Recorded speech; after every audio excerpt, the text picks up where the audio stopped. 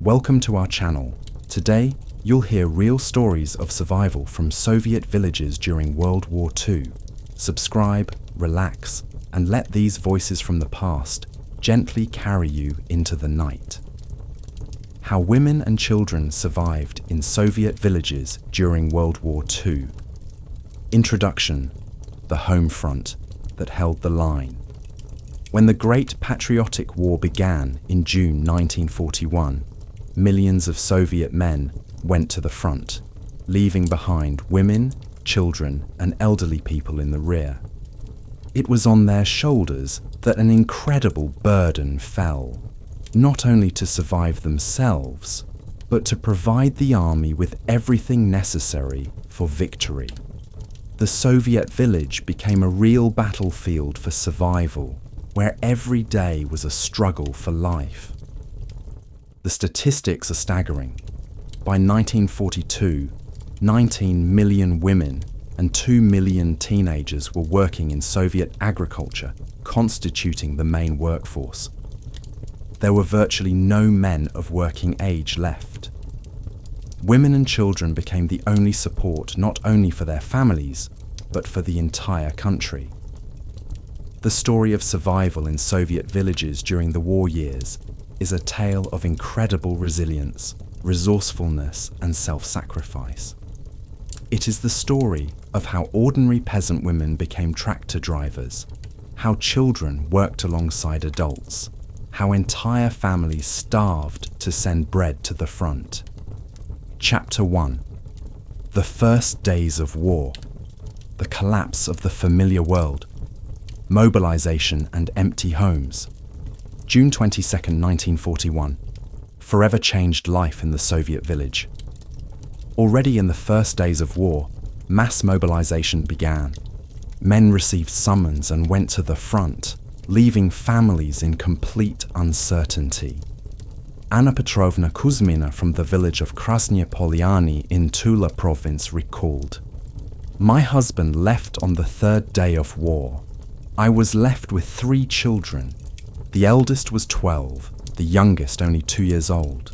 The whole village wept as we saw our men off." Mobilization in rural areas was particularly harsh. They took not only men of draft age, but also horses, cattle, and even farming equipment. The state requisitioned everything that could be useful for the war effort. Ekaterina Mikhailovna Volkova from Ryazan province remembered, "They took our horse, our cow, even our cart. What were we supposed to work with? What were we supposed to feed the children with?" The exodus of skilled workers. Along with soldiers, skilled workers were evacuated from villages. Mechanics, veterinarians, agronomists, and teachers. These were the people who knew how to repair equipment, treat sick animals, and organize agricultural work. Their departure left villages not only without manpower, but without knowledge and expertise. Maria Ivanovna Sidorova, who was 16 years old in 1941, recalled, "Our tractor driver went to war. The mechanic was evacuated to the Urals. We were left with tractors that we didn't know how to operate. I had to learn everything myself. How to start the engine, how to plow, how to repair breakdowns." Children becoming adults. Overnight. The war forced children to grow up instantly. 12-year-old boys became the main male workforce in villages, while girls of the same age took on responsibilities that would have been difficult for adults. Nikolai Stepanovich Petrov from Kursk province remembered, "I was 13 when the war started. Suddenly I became the man of the house. I had to work in the fields, help my mother with the housework, and look after my younger sisters." Children not only worked, but also took on leadership roles. In many villages, teenagers became brigade leaders, organizing the work of adult women. This premature maturation came at a terrible cost. Many children never experienced a normal childhood and carried the psychological scars of war throughout their lives. Chapter 2: The hunger that defined everything. The requisition system. The Soviet state implemented a harsh requisition system that took almost everything produced in villages. Collective farms were required to deliver fixed quotas of grain, meat, milk, and other products to the state, regardless of local needs. These quotas were often impossible to fulfill, but failure to meet them resulted in criminal prosecution. Anastasia Sergeyevna Romanova from Voronezh province recalled, "We harvested grain, but we couldn't eat it. Everything had to be given to the state. They left us just enough to survive, and sometimes not even that. I remember my mother weighing out 200 grams of flour for the whole family for the day." The requisition system was particularly brutal because it operated without regard for local conditions. If a village had a poor harvest due to weather or lack of workers, the quota remained the same. This led to situations where people were literally starving while their grain was being shipped to the front or to industrial centers. The 125 grams of bread. The bread ration became the central fact of life in wartime villages. Official rations were minimal: 125 grams of bread per day for dependents and 200 grams for workers. But even these meager rations were often not available. Maria Antonovna Lebedeva from Smolensk province remembered, "We didn't see real bread for months. What they gave us was made from sawdust, potato peels, and whatever grain dust they could find." The quality of wartime bread was horrific. It contained bark, sawdust, potato peels, and other substitutes that made it barely edible. Children would often get sick from eating this bread, but there was no alternative. Valentina Nikolaevna Kozlova recalled, "My little brother got dysentery from the bread, but we had to eat it. There was nothing else." Foraging and survival food. With official food supplies inadequate, women and children became experts at finding alternative food sources. They gathered everything edible from the forest and fields: mushrooms, berries, nuts, wild herbs, and even tree bark. Zoya Mikhailovna Sokolova from Tver province remembered, "We ate everything: grass, bark, roots. My mother taught us which plants were safe to eat and which would kill us." Nettle soup became a staple of the wartime diet. Women would gather nettles, dandelions, and other wild plants to make soup that provided at least some nutrition. Acorns were ground into flour, and pine bark was dried and mixed with whatever grain was available. Alexandra Petrovna Novikova recalled, "We made coffee from roasted acorns and flour from ground bark. It wasn't food, but it filled the stomach." The death of livestock.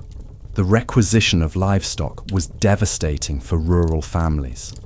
Cows, pigs, and chickens were taken for the army, leaving families without sources of milk, eggs, and meat. Even when animals were officially left with families, there was often no feed to keep them alive. Pelagaya Ivanovna Fedorova from Kaluga province remembered, "They took our cow in 1942. That cow was our life. She gave milk for the children, and we could make cheese and butter. Without her, we had nothing." The children started to get sick from hunger. Many families tried to hide livestock, but this was extremely dangerous. Being caught concealing animals from requisition could result in imprisonment or even execution. The risk was enormous, but so was the desperation of families watching their children starve. Chapter 3: Women. Taking on men's work. learning to operate machinery.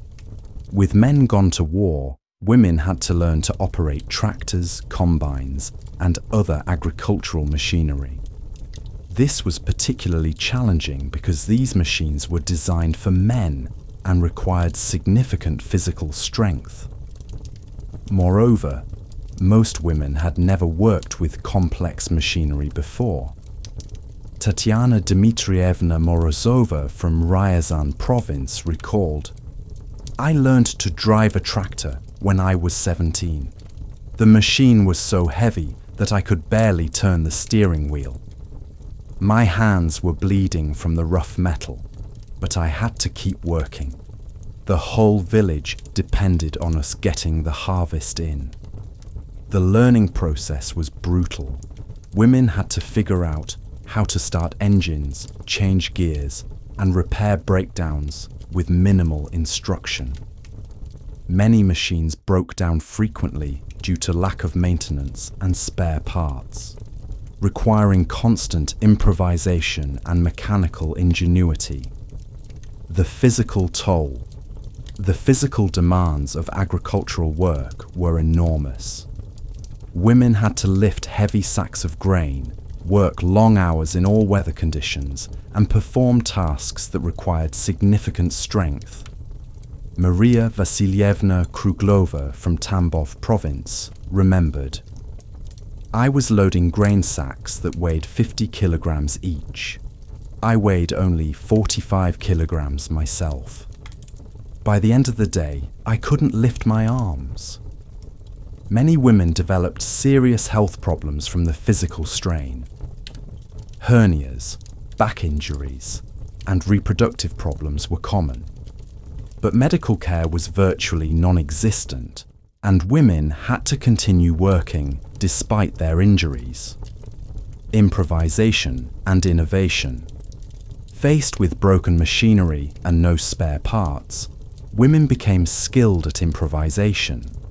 They made replacement parts from scrap metal, used rope and wire to fix broken equipment, and found creative solutions to mechanical problems. Klavdia Stepanovna Gromova from Kursk province recalled, "When our tractor broke down, we couldn't get spare parts. So we made a replacement part from an old iron bucket and some wire. It worked for 3 months." This improvisation extended to all aspects of agricultural work. Women developed new techniques for planting and harvesting when traditional tools weren't available.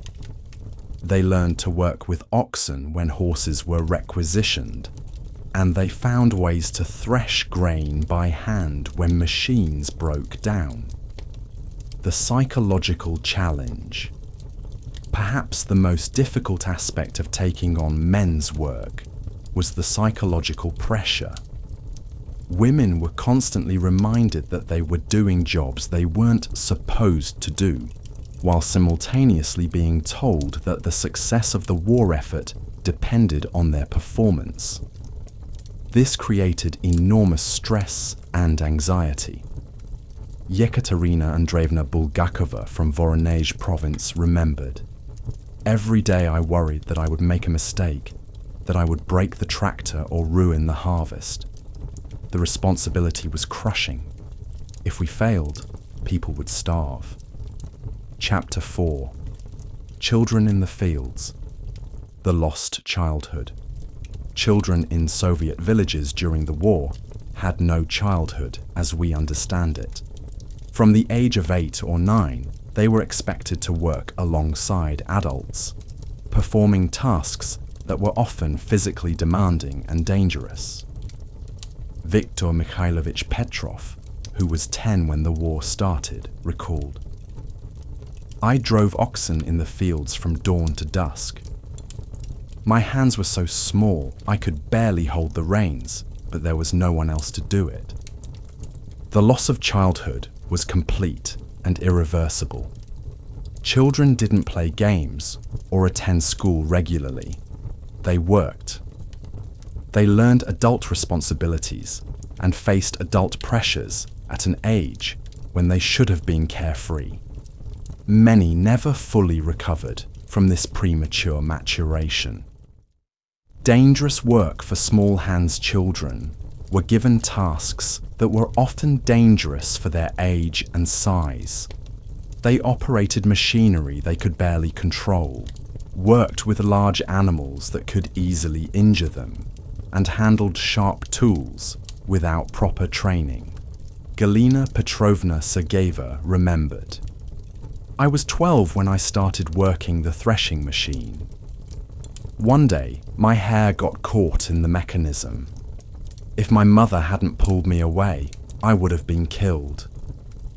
Agricultural accidents involving children were common, but rarely reported. The priority was production, not safety. Children learned to be careful through experience, often painful experience. Those who survived developed skills and resilience that served them throughout their lives.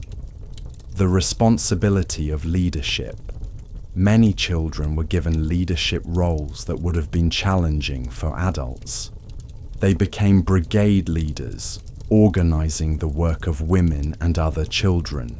They were responsible for meeting production quotas and ensuring that work was completed on time. Dmitry Alexeyevich Volkov was 14 when he became a brigade leader in his village. He recalled, "I had to organize the work of 20 women and children. I had to decide who would work where, how to distribute the limited tools we had, and how to meet our production quotas. It was terrifying responsibility for a child." Education interrupted. The war severely disrupted children's education. Schools were closed or converted to other uses. Teachers were evacuated or went to war, and children were too busy working to attend classes regularly. When schools did operate, they often lacked basic supplies like paper, pencils, and textbooks. Lyudmila Ivanovna Kuznetsova recalled, "I went to school maybe 2 days a week during the war. The rest of the time I worked in the fields.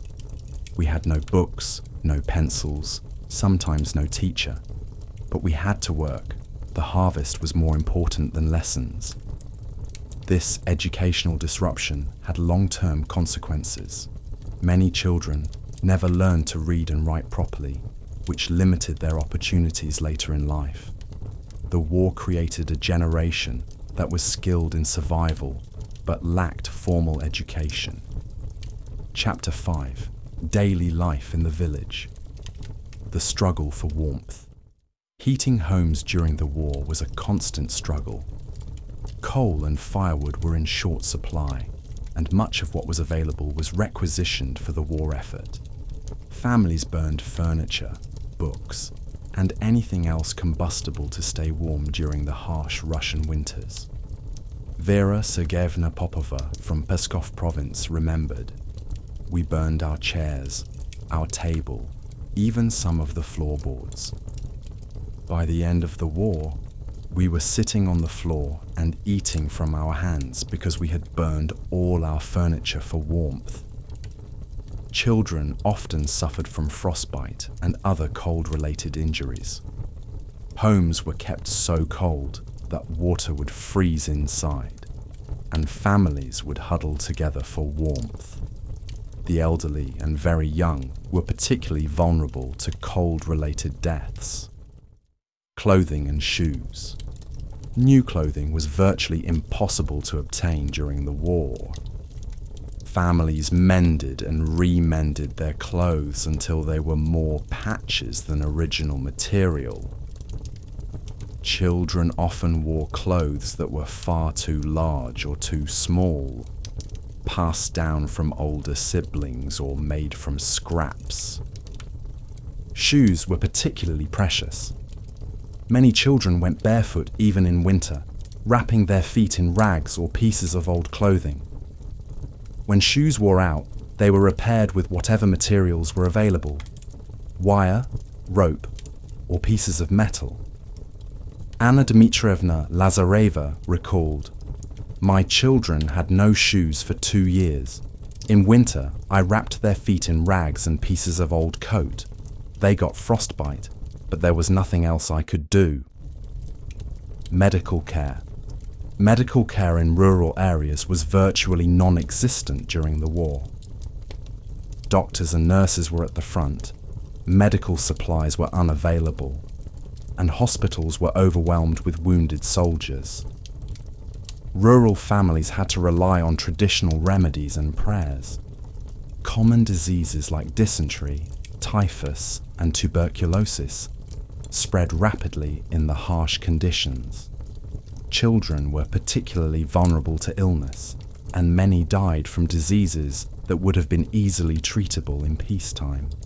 Ekaterina Mikhailovna Orlova remembered, "My youngest son got sick with fever. There was no doctor, no medicine. I tried everything, herbs, prayers, folk remedies. He died after 3 days. There was nothing I could do." The burden of caring for others. Women in villages not only had to care for their own families, but also for evacuees, wounded soldiers, and refugees. Many rural families were forced to house evacuees from cities, even when they barely had enough food for themselves. This additional burden stretched already limited resources to the breaking point. Maria Stepanovna Kozlova recalled, "They sent us a family from Leningrad, a woman with 3 children. We had to feed them too, but we barely had enough for ourselves. The children cried from hunger every night." Chapter 6. The Psychological War, Living with Constant Fear. The psychological toll of wartime life was enormous. Women lived in constant fear. Fear for their husbands at the front, fear for their children's health and safety, fear of starvation, and fear of death. This constant anxiety took a severe mental and physical toll. Valentina Petrovna Smirnova recalled, "I was afraid to go to sleep because I might not wake up. I was afraid to leave the house because something might happen to the children. I was afraid to eat because there might not be food tomorrow. Fear was with me every minute of every day." The burden of responsibility. Women suddenly found themselves responsible for everything: family survival, agricultural production, and community leadership. This responsibility was overwhelming, especially for young women who had never faced such challenges before. The pressure to succeed was enormous. Failure meant not only personal suffering, but also letting down the entire war effort. This created a psychological burden that many women carried for the rest of their lives. Isolation and loneliness. With men away at war, women often felt isolated and alone. They had to make difficult decisions without consultation and bear the consequences of their choices. The absence of adult male companionship was particularly difficult for young mothers. Zoya Alexandrovna Tretyakova remembered, "I felt so alone. There was no one to talk to about the difficult decisions I had to make. I had to decide everything myself: what to plant, how to care for sick animals, how to deal with the children's problems. The loneliness was sometimes worse than the hunger." The strength of community.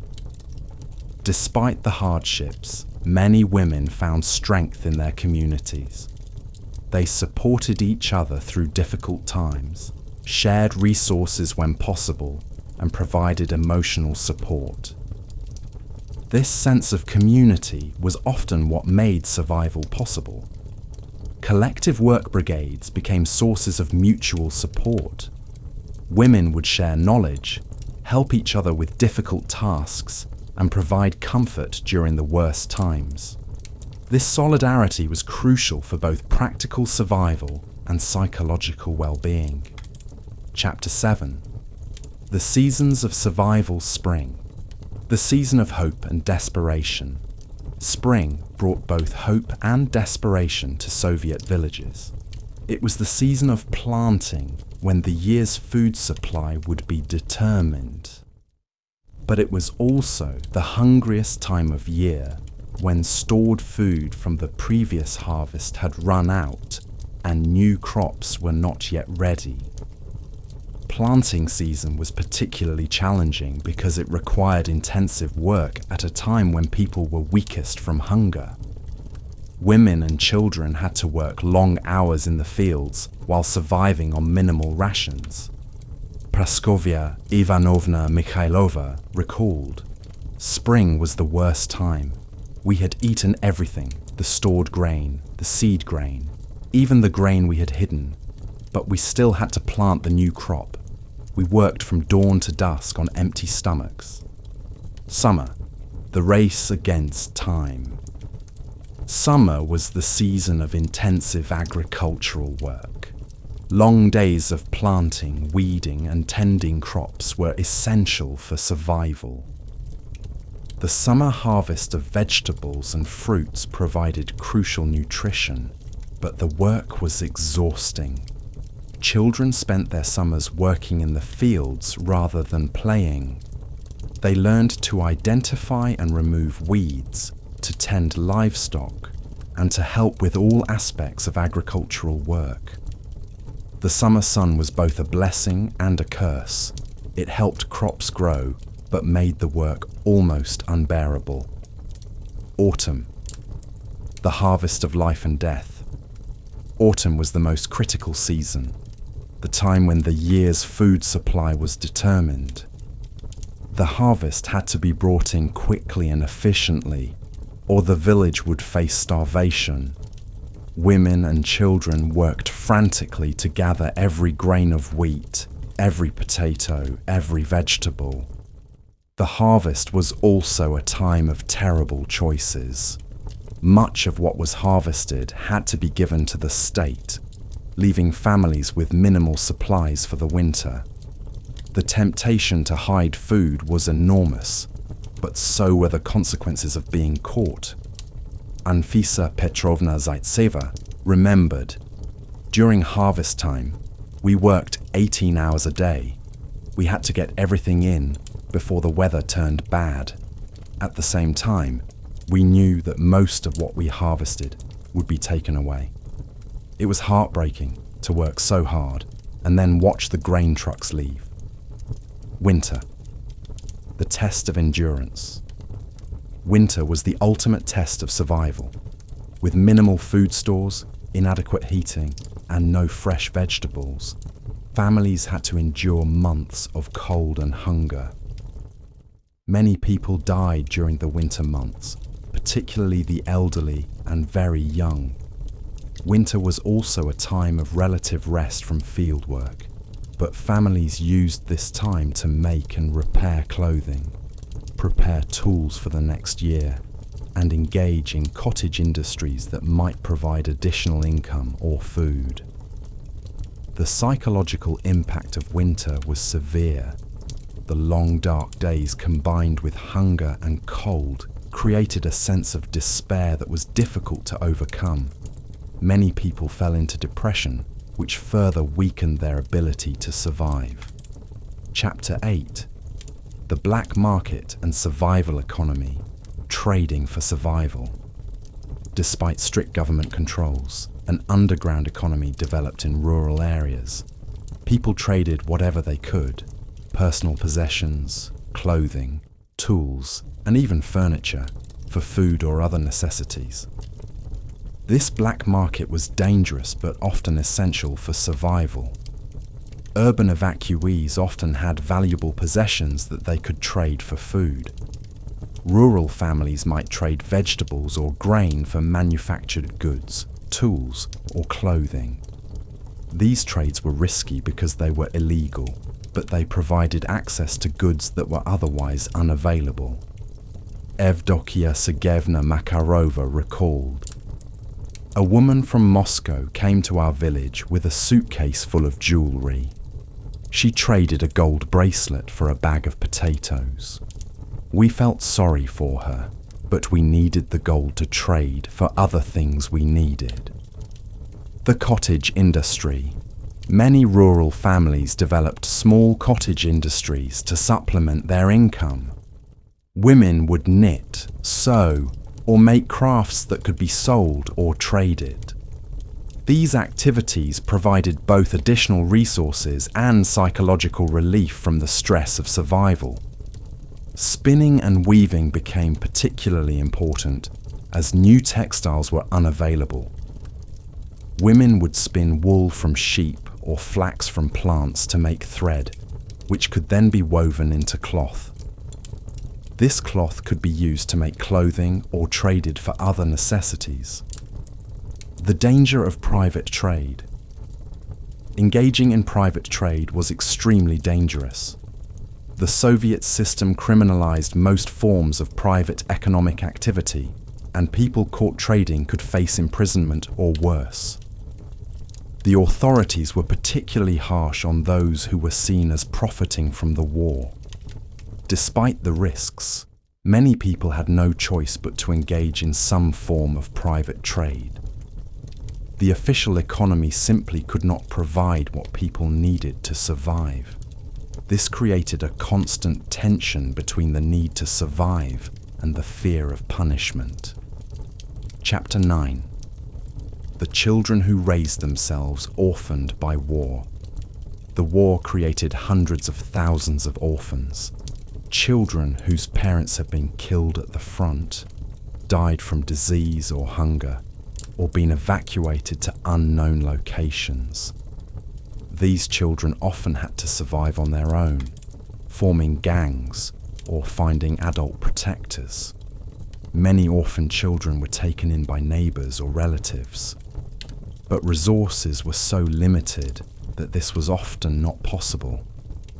Children as young as 8 or 9 learned to fend for themselves, stealing food, finding shelter, and avoiding the authorities. Pavel Nikolaevich Sorokin was 11 when both his parents died in 1942. He recalled, "I lived in the forest for 6 months, eating berries and mushrooms, sleeping in abandoned barns." Other children lived the same way. We helped each other, but it was mostly every child for himself. The maturation of survivors. Children who survived the war were fundamentally changed by their experiences. They developed skills, resilience, and maturity that served them throughout their lives, but they also carried psychological scars that never fully healed. These children learned to be suspicious of authority, to hoard resources, and to expect hardship. They developed survival instincts that were essential during the war, but sometimes made it difficult to adjust to peacetime life. Child labor and responsibility. Children were expected to contribute to family survival from a very young age. They cared for younger siblings, helped with household tasks, and worked in the fields. This early responsibility created a generation that was incredibly capable, but had missed the carefree period of childhood. Maria Fedorovna Belova was 8 when the war started. She recalled, "I took care of my baby brother while my mother worked in the fields. I fed him, changed his diapers, and tried to keep him quiet when he cried. I was more like a mother than a sister to him." Chapter 10. The role of faith and tradition religion. In secret, despite official atheism, many rural families maintained their religious faith in secret. Churches were closed and priests were persecuted, but people continued to pray and observe religious traditions in their homes. Faith provided psychological comfort and a sense of hope during the darkest times. Religious holidays were observed quietly, often with traditional foods that were prepared despite severe shortages. These celebrations provided a sense of normalcy and continuity in a world that had been turned upside down. Agafia Timofeevna Stepanova recalled, "We celebrated Easter even during the war. We had no eggs, no special food, but we still prayed and remembered the holiday. It gave us strength to believe that God would protect us." Traditional knowledge. Traditional knowledge about farming, food preservation, and herbal medicine became crucial for survival. Elderly women who remembered pre-industrial farming methods taught younger generations how to survive without modern conveniences. Knowledge about which plants were edible, how to preserve food without refrigeration, and how to treat illnesses with herbal remedies was passed down from grandmother to granddaughter. This traditional knowledge often meant the difference between life and death. Folk remedies and superstitions. With modern medical care unavailable, people relied on folk remedies and superstitions. While some of these treatments were actually effective, others were based on superstition and provided mainly psychological comfort. Herbal teas, poultices, and other traditional remedies were used to treat everything from wounds to digestive problems. Some of these treatments were based on centuries of experience and were genuinely helpful, while others were simply expressions of hope and desperation. Chapter 11. The evacuees and refugees, strangers in the village. Many rural communities were forced to accommodate evacuees from cities and refugees from occupied territories. These people brought their own needs and problems, stretching already limited resources even further. The integration of evacuees was often difficult. City dwellers were unfamiliar with rural life and sometimes unable to contribute to agricultural work. Cultural differences and competition for resources created tensions within communities. Klavdia Dmitrievna Yakovleva recalled, "They sent us a family from Leningrad, an engineer, his wife and 2 children. They had never lived in a village before. The man couldn't do farm work, and the woman didn't know how to cook without a stove. We had to teach them everything while trying to feed them." The burden of hospitality. Rural families were expected to share their homes and food with evacuees, even when they had barely enough for themselves. This created additional stress and often led to conflicts over resources and living space. Many evacuees had valuable possessions that they could trade for food, which created a complex economic relationship between hosts and guests. Some evacuees became integral parts of rural communities, while others remained outsiders throughout the war. Children of displacement evacuee children faced particular challenges. They had to adapt to rural life, often after experiencing traumatic events like bombing or siege. They had to learn new skills and integrate into established social groups. Many evacuee children were separated from their parents and placed with rural families as foster children. These arrangements were often temporary and unstable, creating additional psychological stress for already traumatized children.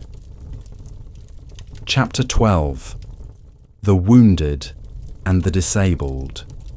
Caring for wounded soldiers. Rural communities were often required to care for wounded soldiers who were recovering from injuries. This added another burden to families who were already struggling to survive. Women had to provide nursing care without medical training or supplies. Wounded soldiers needed food, medical care, and emotional support that rural families could barely provide. Many soldiers died from infections or complications that could have been prevented with proper medical care. Yekaterina Alexandrovna Nikitina recalled, "They brought a soldier to our house who had been shot in the leg. The wound was infected and smelled terrible. I had to clean it and change the bandages, but I didn't know what I was doing. He died after 2 weeks." The permanently disabled soldiers who returned from the war with permanent disabilities faced enormous challenges in rural communities. There were no social services or support systems for disabled veterans, and their families had to provide all care. Many disabled veterans became burdens on their families, who were already struggling to survive. The psychological impact of caring for a disabled family member while facing starvation and other hardships was enormous. Medical improvisation. Without proper medical supplies, rural families had to improvise treatments for wounded soldiers and disabled family members. They used whatever materials were available: cloth for bandages, alcohol for disinfection, and traditional remedies for pain relief. Women learned basic medical skills through necessity. They learned to clean wounds, set simple fractures, and provide comfort care. These skills were often learned through trial and error, with tragic consequences for those who made mistakes. Chapter 13. The Economics of Survival. The kolkhoz system under stress. The collective farm, kolkhoz system, was severely tested during the war. With most men gone and resources limited, collective farms struggled to meet production quotas while keeping workers alive.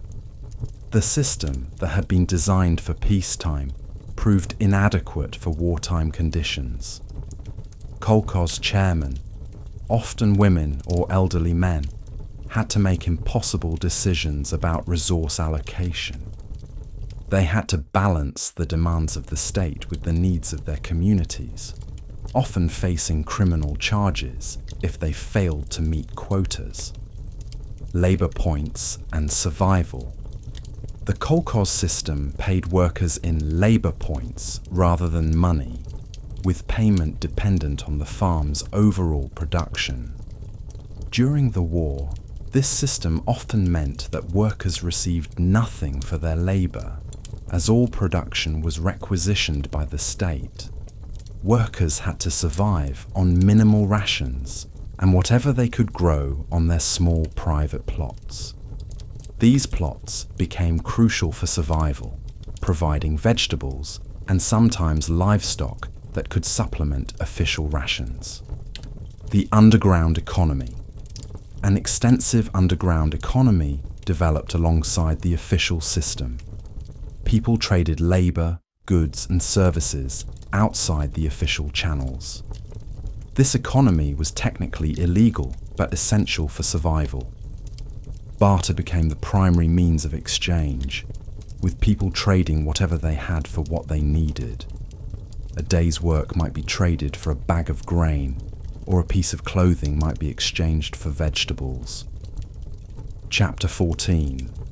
The psychological legacy, trauma, and resilience. The war created deep psychological trauma in rural communities. Women who had lived through the war carried the scars of their experiences for the rest of their lives. They had nightmares about starvation, anxiety about food security, and difficulty trusting that peace would last. At the same time, the war experience created incredible resilience. People who had survived the war years felt that they could survive anything. They developed skills, strength, and determination that served them throughout their lives. The silence of survivors. Many war survivors found it difficult to talk about their experiences. The trauma was too deep, and the memories too painful. Children who had lived through the war often grew up in families where the war years were rarely discussed. This silence created a generational divide, with younger people unable to understand what their parents had experienced. The full story of rural survival during the war was often lost, known only to those who had lived through it. The values of scarcity people who had lived through the war developed a deep appreciation for basic necessities. They saved everything, wasted nothing, and always prepared for the possibility of future hardship. These values were passed down to subsequent generations. The war experience created a generation that valued hard work, self-reliance, and community solidarity. These values shaped Soviet society in the post-war period and influenced the development of rural communities for decades. Chapter 15. The End of the War and its Aftermath. The slow return to peace. The end of the war in 1945 did not immediately end the hardships faced by rural communities.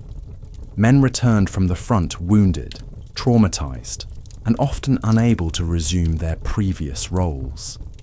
The economic damage of the war took years to repair. Many men never returned at all, leaving entire communities with a permanent shortage of male workers.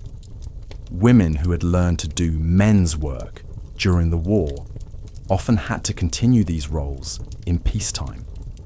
Reconstruction and memory. The post-war period was a time of reconstruction, both physical and psychological. Communities had to rebuild their economies, their infrastructure, and their social relationships. The war had changed everything, and there was no simple return to pre-war conditions. The memory of the war years remained vivid in rural communities. People remembered who had helped and who had failed to help during the darkest times. These memories shaped relationships and community dynamics for decades. The unsung heroes. The story of rural survival during World War II is largely the story of unsung heroes. Women and children who performed extraordinary acts of courage and endurance with little recognition. Their contributions to the war effort were enormous, but their stories were often overshadowed by military history. These rural survivors deserved recognition for their incredible sacrifices and achievements. They kept the country fed, the economy functioning, and the home front strong during the nation's darkest hour. Conclusion. The price of victory. The victory in World War II came at an enormous cost to Soviet rural communities. Millions of people died from starvation, disease, and exhaustion. Entire communities were devastated, and the social fabric of rural life was permanently altered. But the story of rural survival during the war is also a story of incredible human resilience. Women and children who faced impossible circumstances found ways to survive and even to help others. They developed skills, strength, and determination that served them throughout their lives. The war years revealed both the worst and the best of human nature. They showed how quickly civilized society could collapse into desperation and struggle. But they also showed the incredible capacity of ordinary people to endure, adapt, and overcome even the most difficult circumstances. The women and children of Soviet villages during World War II were not just survivors. They were the foundation upon which victory was built. Their sacrifices made possible the defeat of fascism and the preservation of their nation. Their story deserves to be remembered and honored as one of the most remarkable examples of human courage and endurance in history. Their legacy lives on in the values they passed down to subsequent generations. The importance of hard work, the value of community solidarity, and the knowledge that even in the darkest times, human beings can find ways to survive, and to help others survive. These lessons remain relevant today, reminding us of the strength that ordinary people can find within themselves when faced with extraordinary challenges. The story of rural survival during World War II is ultimately a story of hope that sustained people through the darkest times, and hope that continues to inspire us today. It reminds us that even in the face of unimaginable hardship, human beings can find ways not just to survive, but to maintain their humanity and their commitment to helping others. This is perhaps the most important lesson of all from those terrible but heroic years. Chapter 16. The hidden deaths, the unrecorded mortality. The official statistics never captured the true scale of death in Soviet villages during the war. While military casualties were documented, the civilian deaths from starvation, disease, and exhaustion in rural areas were often unrecorded. Entire families would disappear, with no one left to report their deaths. Marfa Petrovna Yushkova from Bryansk province recalled, "In our village, 3 houses just went silent. We would go to check and find entire families dead. Parents, children, grandparents. We buried them in the forest because the cemetery was full and there was no one to make official records. Village cemeteries became overcrowded with makeshift graves. Many bodies were buried in mass graves or in the forest, with only crude wooden markers to identify them. The frozen ground in winter made burial nearly impossible, and bodies were sometimes stored in barns until spring.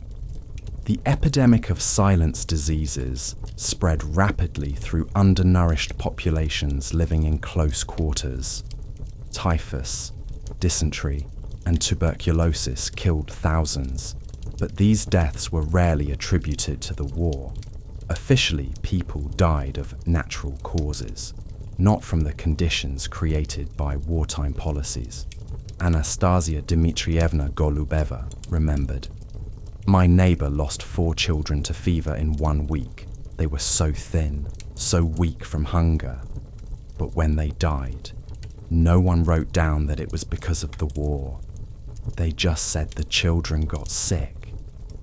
The lack of soap, clean water, and adequate clothing created perfect conditions for disease transmission. Families huddled together for warmth, spreading illness from person to person. Children were particularly vulnerable, with their developing immune systems unable to fight off infections. The disappeared. Some villagers simply vanished without explanation.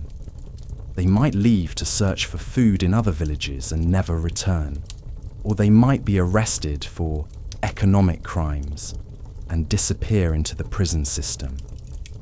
Families were left wondering whether their loved ones were dead or alive. Yekaterina Sergeyevna Polyakova recalled, "My sister went to the next village to trade a dress for grain. She never came back. We searched for her, asked everyone, but no one knew what happened. For years, I hoped she was alive somewhere." The war created a climate of fear and suspicion that made it dangerous to ask too many questions about missing people. Those who disappeared might have been arrested, killed, or simply died alone in the forest. The uncertainty was sometimes worse than knowing the truth. Chapter 17. The psychological transformation. The death of innocence. The war fundamentally changed how people viewed the world. The belief in basic human goodness, in the protection of the state, and in the predictability of life was shattered. People learned that civilization was fragile and that survival required constant vigilance. Vera Mikhailovna Kiseleva recalled, "Before the war, I believed that if you worked hard and followed the rules, you would be safe. The war taught me that none of that mattered. Good people died, bad people survived, and there was no justice in any of it. This psychological transformation was particularly profound for children, who learned to view the world as fundamentally dangerous and unpredictable. They developed survival instincts that served them during the war, but made it difficult to trust and relax in peacetime. The reshaping of relationships. War changed the nature of human relationships in rural communities. Trust became a luxury that few could afford. People learned to share resources carefully, to keep secrets, and to protect themselves first. Traditional bonds of friendship and community were strained by the desperate competition for survival. At the same time, the war created new forms of solidarity. People who survived together developed bonds that lasted for life. They had shared experiences that outsiders could never understand, creating a unique form of intimacy and mutual support. Galina Antonovna Zhukova remembered, "The women I worked with in the fields became my real family. We shared everything: food, clothes, secrets, fears. We knew each other's children as if they were our own. These bonds were stronger than blood." The adaptation to hardship. Those who survived the war developed an extraordinary capacity to endure hardship. They learned to find joy in small pleasures, to appreciate basic necessities, and to maintain hope even in desperate circumstances. This psychological resilience became a defining characteristic of the war generation.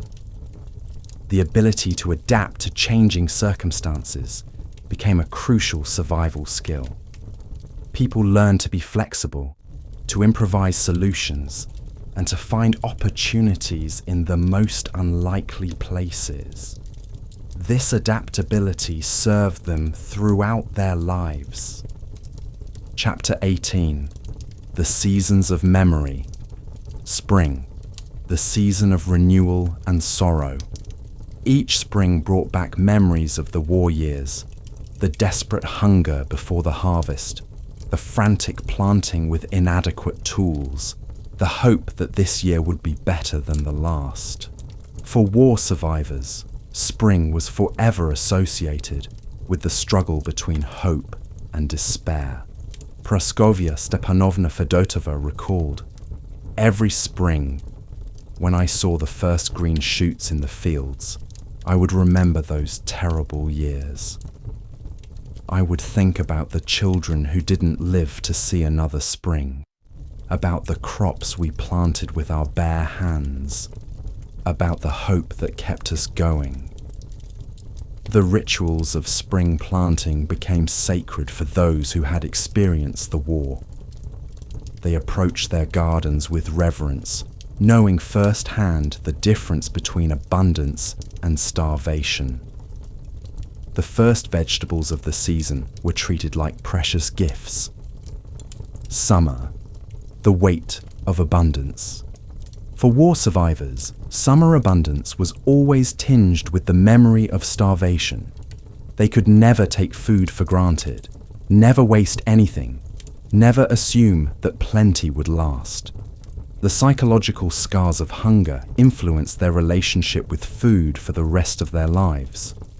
Maria Vasilievna Orlikova remembered, "Even 20 years after the war, I couldn't throw away a piece of bread. I would save every crumb, every scrap of food. My children didn't understand why I was so careful, but I remembered when we had nothing." The summer months brought their own traumatic memories, the exhausting work in the fields, the constant fear of not meeting quotas, the sight of children working alongside adults. These memories were mixed with gratitude for survival and pride in their achievements. Autumn, the harvest of memory. Autumn harvests were forever associated with the terrible choices of the war years. How much to give to the state? How much to hide for the family? how to distribute limited resources among hungry children. The abundance of post-war harvests could never completely erase these memories. For many survivors, autumn became a time of reflection and remembrance. They would think about those who had not survived to see the harvest, about the sacrifices that had been made, about the price of survival. Winter, the season of endurance. Winter remained the most difficult season psychologically for war survivors. The cold, the darkness, and the isolation brought back memories of the terrible winters of the war years. Even in warm houses with adequate food, the psychological impact of winter was profound. Agafia Timofeevna Sokolova recalled, "I never got used to winter again. Every year, when the first snow fell, I would start to worry about food, about heating, about surviving until spring. My children had plenty to eat, but I couldn't stop the fear." The winter months were when war survivors felt most vulnerable, most aware of their mortality, and most grateful for their survival. The experience of winter during the war had taught them about the fragility of human life and the importance of preparation and endurance. Chapter 19. The intergenerational impact. The silent mothers. Many women who survived the war years found it difficult to show affection to their children born after the war. They had learned to suppress their emotions as a survival mechanism, and this emotional numbing affected their relationships with their families. Valentina Petrovna Morozova recalled, "I loved my children, but I couldn't show it the way other mothers did. I had learned to keep my feelings inside, to be strong all the time. My children grew up thinking I was cold, but I was just protecting myself from more pain." The war experience had taught these women that emotional attachments were dangerous, that love could lead to unbearable loss. They raised their children with practical care, but often struggled to provide emotional warmth and nurturing. The overprotective generation war survivors often became overprotective parents, unable to let their children experience normal childhood freedoms. They had seen too much danger, too much loss, to feel comfortable allowing their children to take risks or face challenges independently. Dmitry Alexeyevich Petrov remembered, "My mother never let me go anywhere alone. She was always afraid something would happen to me. She had lost so much during the war that she couldn't bear the thought of losing anything else." This overprotection sometimes prevented children from developing independence and self-confidence. The war survivors' attempts to shield their children from hardship sometimes created new problems in the next generation. The inherited values. Despite the trauma, war survivors passed down valuable lessons to their children. They taught the importance of hard work, the value of community cooperation, and the need to prepare for difficult times. These values shaped the character of the post-war generation. Children of war survivors learned to appreciate simple pleasures, to value basic necessities, and to understand the importance of helping others. They grew up with a deep appreciation for peace and stability that their parents had fought to achieve. Chapter 20. The unspoken heroism. The invisible sacrifices. The sacrifices made by rural women and children during the war were largely invisible to the outside world. They received no medals, no recognition, no official acknowledgement of their contributions. Their heroism was quiet, private, and unrecorded. Klavdia Dmitrievna Savalieva reflected, "We saved the country, but no one knew our names. We worked harder than any soldier, suffered more than anyone. But there were no parades for us. We just went back to our kitchens and our fields and pretended everything was normal. The lack of recognition was particularly painful for women who had taken on leadership roles during the war. They had proven their capabilities under the most difficult circumstances, only to be expected to return to traditional roles when the war ended. The quiet courage. The courage required for daily survival during the war was perhaps greater than the courage required for single acts of heroism. It took incredible strength to get up each morning, to work in the fields on an empty stomach, to care for children while facing starvation.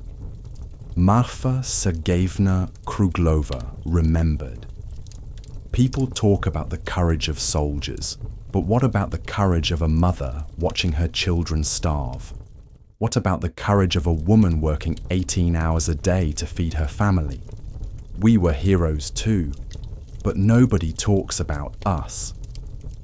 This quiet courage was displayed by thousands of women and children who simply refused to give up, who found ways to survive and to help others survive. Their determination and resilience were the foundation of the war effort. The burden of survival. For many survivors, living through the war created a sense of guilt and responsibility. They wondered why they had survived when others had died, what they owed to those who had not been so fortunate. This survivor's guilt affected their relationships and their sense of purpose. Yekaterina Mikhailovna Bulgakova recalled, "I felt guilty for surviving when so many good people died. I felt like I had to live for them too, to make their sacrifices meaningful. It was a heavy burden to carry. The responsibility of representing the dead, of carrying their memory and their hopes, was something that many survivors carried throughout their lives. They felt obligated to live worthy lives, to honor the sacrifices of those who had not survived." Epilogue. The enduring legacy. The story of rural survival during World War II in the Soviet Union is more than a historical account. It is a testament to the incredible resilience of the human spirit. The women and children who lived through these years demonstrated that ordinary people are capable of extraordinary courage when faced with impossible circumstances. Their legacy lives on in the values they pass to subsequent generations. The importance of hard work, the value of community solidarity, the need to prepare for difficult times, and the knowledge that human beings can survive almost anything if they support each other. The war years taught profound lessons about the fragility of civilization and the strength of individuals. They showed that when institutions fail and systems collapse, the survival of society depends on the courage and determination of ordinary people. Mothers protecting their children, children taking on adult responsibilities, communities supporting their weakest members. These lessons remain relevant today. In a world that still faces conflicts, natural disasters, and economic crises, the example of rural Soviet women and children during World War II reminds us that human beings have an incredible capacity to adapt, to endure, and to help others survive. The story of these unsung heroes deserves to be remembered not just as history, but as inspiration. Their courage, their sacrifice, and their determination to survive and to help others survive represent the best of human nature.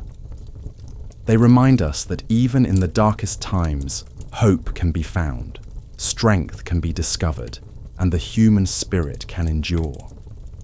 Their victory was not just the defeat of fascism, but the preservation of human values under impossible circumstances. They proved that love, compassion, and community solidarity can survive even the most brutal conditions. This is their greatest legacy. The knowledge that no matter how dark the world becomes, human beings can find ways to care for each other and to build a better future. In honoring their memory, we honor the best of ourselves.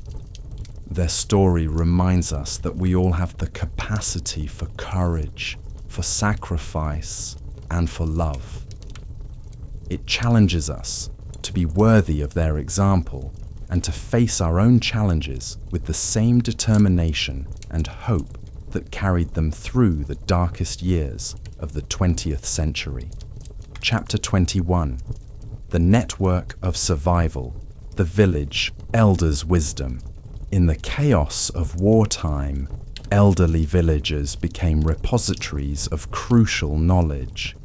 These babushkas and dedushkas, who had lived through the Russian Revolution and the Civil War, possessed survival skills that proved invaluable during the Nazi invasion. Their traditional knowledge of food preservation, herbal medicine, and agricultural techniques without modern machinery became the difference between life and death. Agafia Petrovna Voloshina, who was 73 when the war began, became the unofficial leader of her village in Kursk province. She remembered the famine of 1921 and knew which tree barks were edible and which were poisonous. "The young women would bring me leaves and roots," she recalled, "and I would tell them what was safe to eat." I remembered from the terrible years after the revolution when we ate anything to survive. These elderly villagers organized informal networks of knowledge sharing. They taught younger women how to preserve vegetables without salt, how to make soap from ash and animal fat, and how to identify medicinal plants. Maria Timofeyevna Karpova, aged 68 in 1941, organized weekly gatherings where women would share survival techniques. "We called it Grandmother's School," she remembered. "I taught them what my mother taught me about surviving hard times." The elderly also served as emotional anchors for communities devastated by loss. They had survived previous catastrophes and provided hope that this too would pass. Their presence reminded younger generations that humans had endured terrible hardships before and could do so again. The Children's Underground children developed their own survival networks, often operating outside adult supervision. These informal groups shared food, protected each other from danger, and developed sophisticated systems for gathering information and resources. The war forced children to become incredibly resourceful and self-reliant. Pyotr Mikhailovich Zhuravlev, who was 11 when the war started, organized a group of village children who worked together to gather food and materials. "We had signals and meeting places," he remembered. "We would share whatever we found, berries, mushrooms, pieces of metal we could trade. We looked out for each other because the adults were too busy trying to survive themselves." These children's networks often engaged in dangerous activities like scavenging in bombed buildings, stealing from German supply lines, or trading with partisans. They developed codes and secret communication methods that allowed them to coordinate their activities without adult knowledge. Vera Alexandrovna Novikova recalled her participation in a children's network in Smolensk province. "We would meet in the old barn and share information about where to find food, which Germans were friendly, and where the partisans were hiding. We felt like real spies, but we were just hungry children trying to survive. The women's cooperation networks. Women in rural areas developed sophisticated cooperation networks that operated both within and across village boundaries. These networks involved sharing childcare, pooling resources, and coordinating labor to maximize survival chances for entire communities. Praskovia Dmitrievna Ivanova organized a network of women from 5 villages in Tver province. They would rotate childcare responsibilities, allowing some women to work while others watched all the children. We realized that if we worked together, we could all survive, she explained. If we competed against each other, we would all die.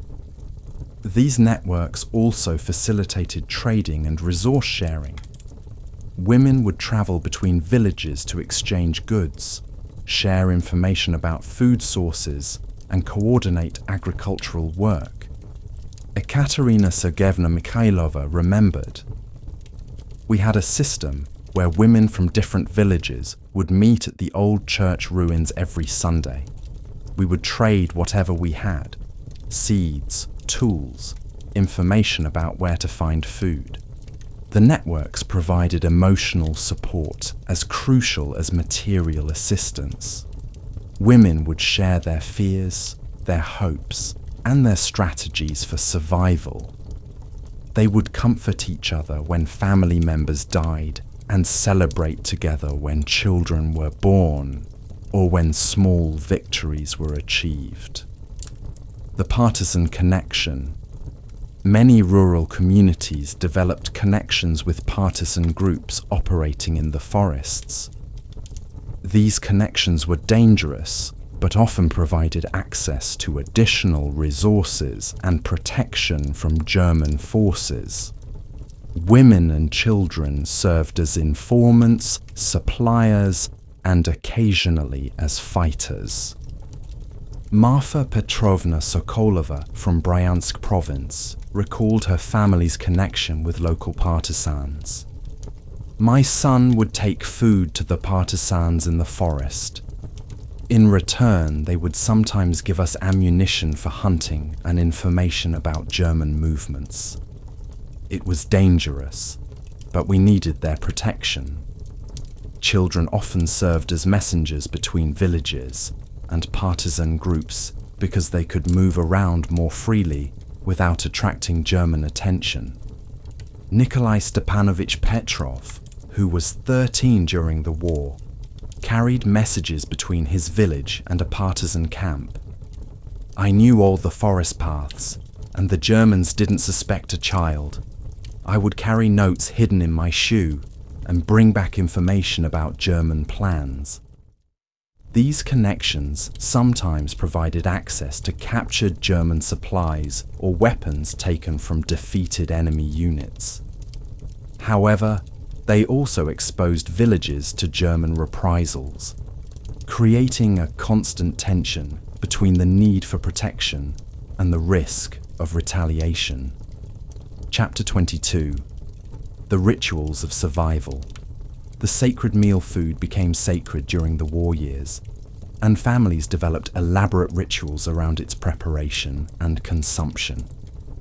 These rituals served both practical and psychological purposes, helping to stretch limited resources while maintaining dignity and hope. Anastasia Mikhailovna Fedorova described her family's mealtime ritual. "We would set the table properly, even when we had only nettle soup and a piece of bread made from sawdust. We would say a prayer, and each person would eat their portion slowly, savoring every bite. It made us feel human even when we were starving." The ritual of bread distribution became particularly important. The family's daily bread ration would be divided precisely, with each family member receiving their exact portion. This careful division prevented conflicts and ensured that everyone received their fair share of the precious food. Many families developed traditions around finding and preparing wild foods. Mushroom gathering became a family expedition, with specific roles for each family member. Children would learn to identify edible plants through ritual recitation, turning survival knowledge into sacred family traditions. The seasonal ceremonies rural communities developed ceremonies to mark important seasonal transitions, particularly those related to planting and harvest. These ceremonies served to maintain community cohesion and provide hope during the darkest times. Planting ceremonies became particularly important because they represented hope for the future. Communities would gather to bless the seeds and pray for a good harvest. Yekaterina Dmitrievna Volkova remembered, "We would all gather in the field before planting and sing the old songs." It reminded us that we were still a community, still connected to each other and to the land. Harvest ceremonies were bittersweet occasions because they marked both abundance and loss. Communities would celebrate the harvest while mourning those who had died during the year. These ceremonies helped people process their grief while maintaining hope for the future. Winter ceremonies focused on survival and endurance. Communities would gather to share stories, sing songs, and support each other through the long, cold months. These gatherings provided warmth, both physical and emotional, during the most difficult season. The rituals of remembrance. Families developed rituals to remember those who had died or disappeared during the war. These rituals served to maintain connections with the dead while providing comfort to the living. Many families would set a place at the table for absent family members, particularly on holidays or special occasions. Vera Sergeyevna Popova recalled, "We always set a place for my husband, even though he had been gone for 2 years. It helped us feel like he was still part of the family." Memory rituals often involved preserving personal items belonging to the deceased or missing. Families would carefully maintain these objects, creating small shrines or memory corners in their homes. These spaces provided focus for grief and remembrance. Communities developed collective memory rituals to honor all those who had died during the war. These might involve placing flowers at mass graves, maintaining memorial gardens, or gathering to share stories about the deceased.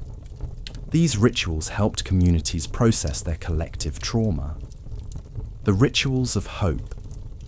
Despite the overwhelming hardships, rural communities developed rituals focused on hope and future planning.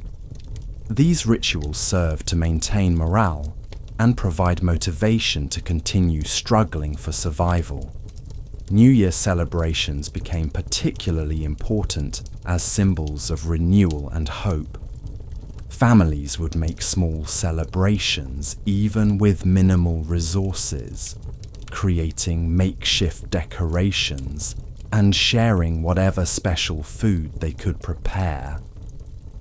Galina Petrovna Sergeyeva remembered, "We made a New Year tree from pine branches and decorated it with pieces of colored paper.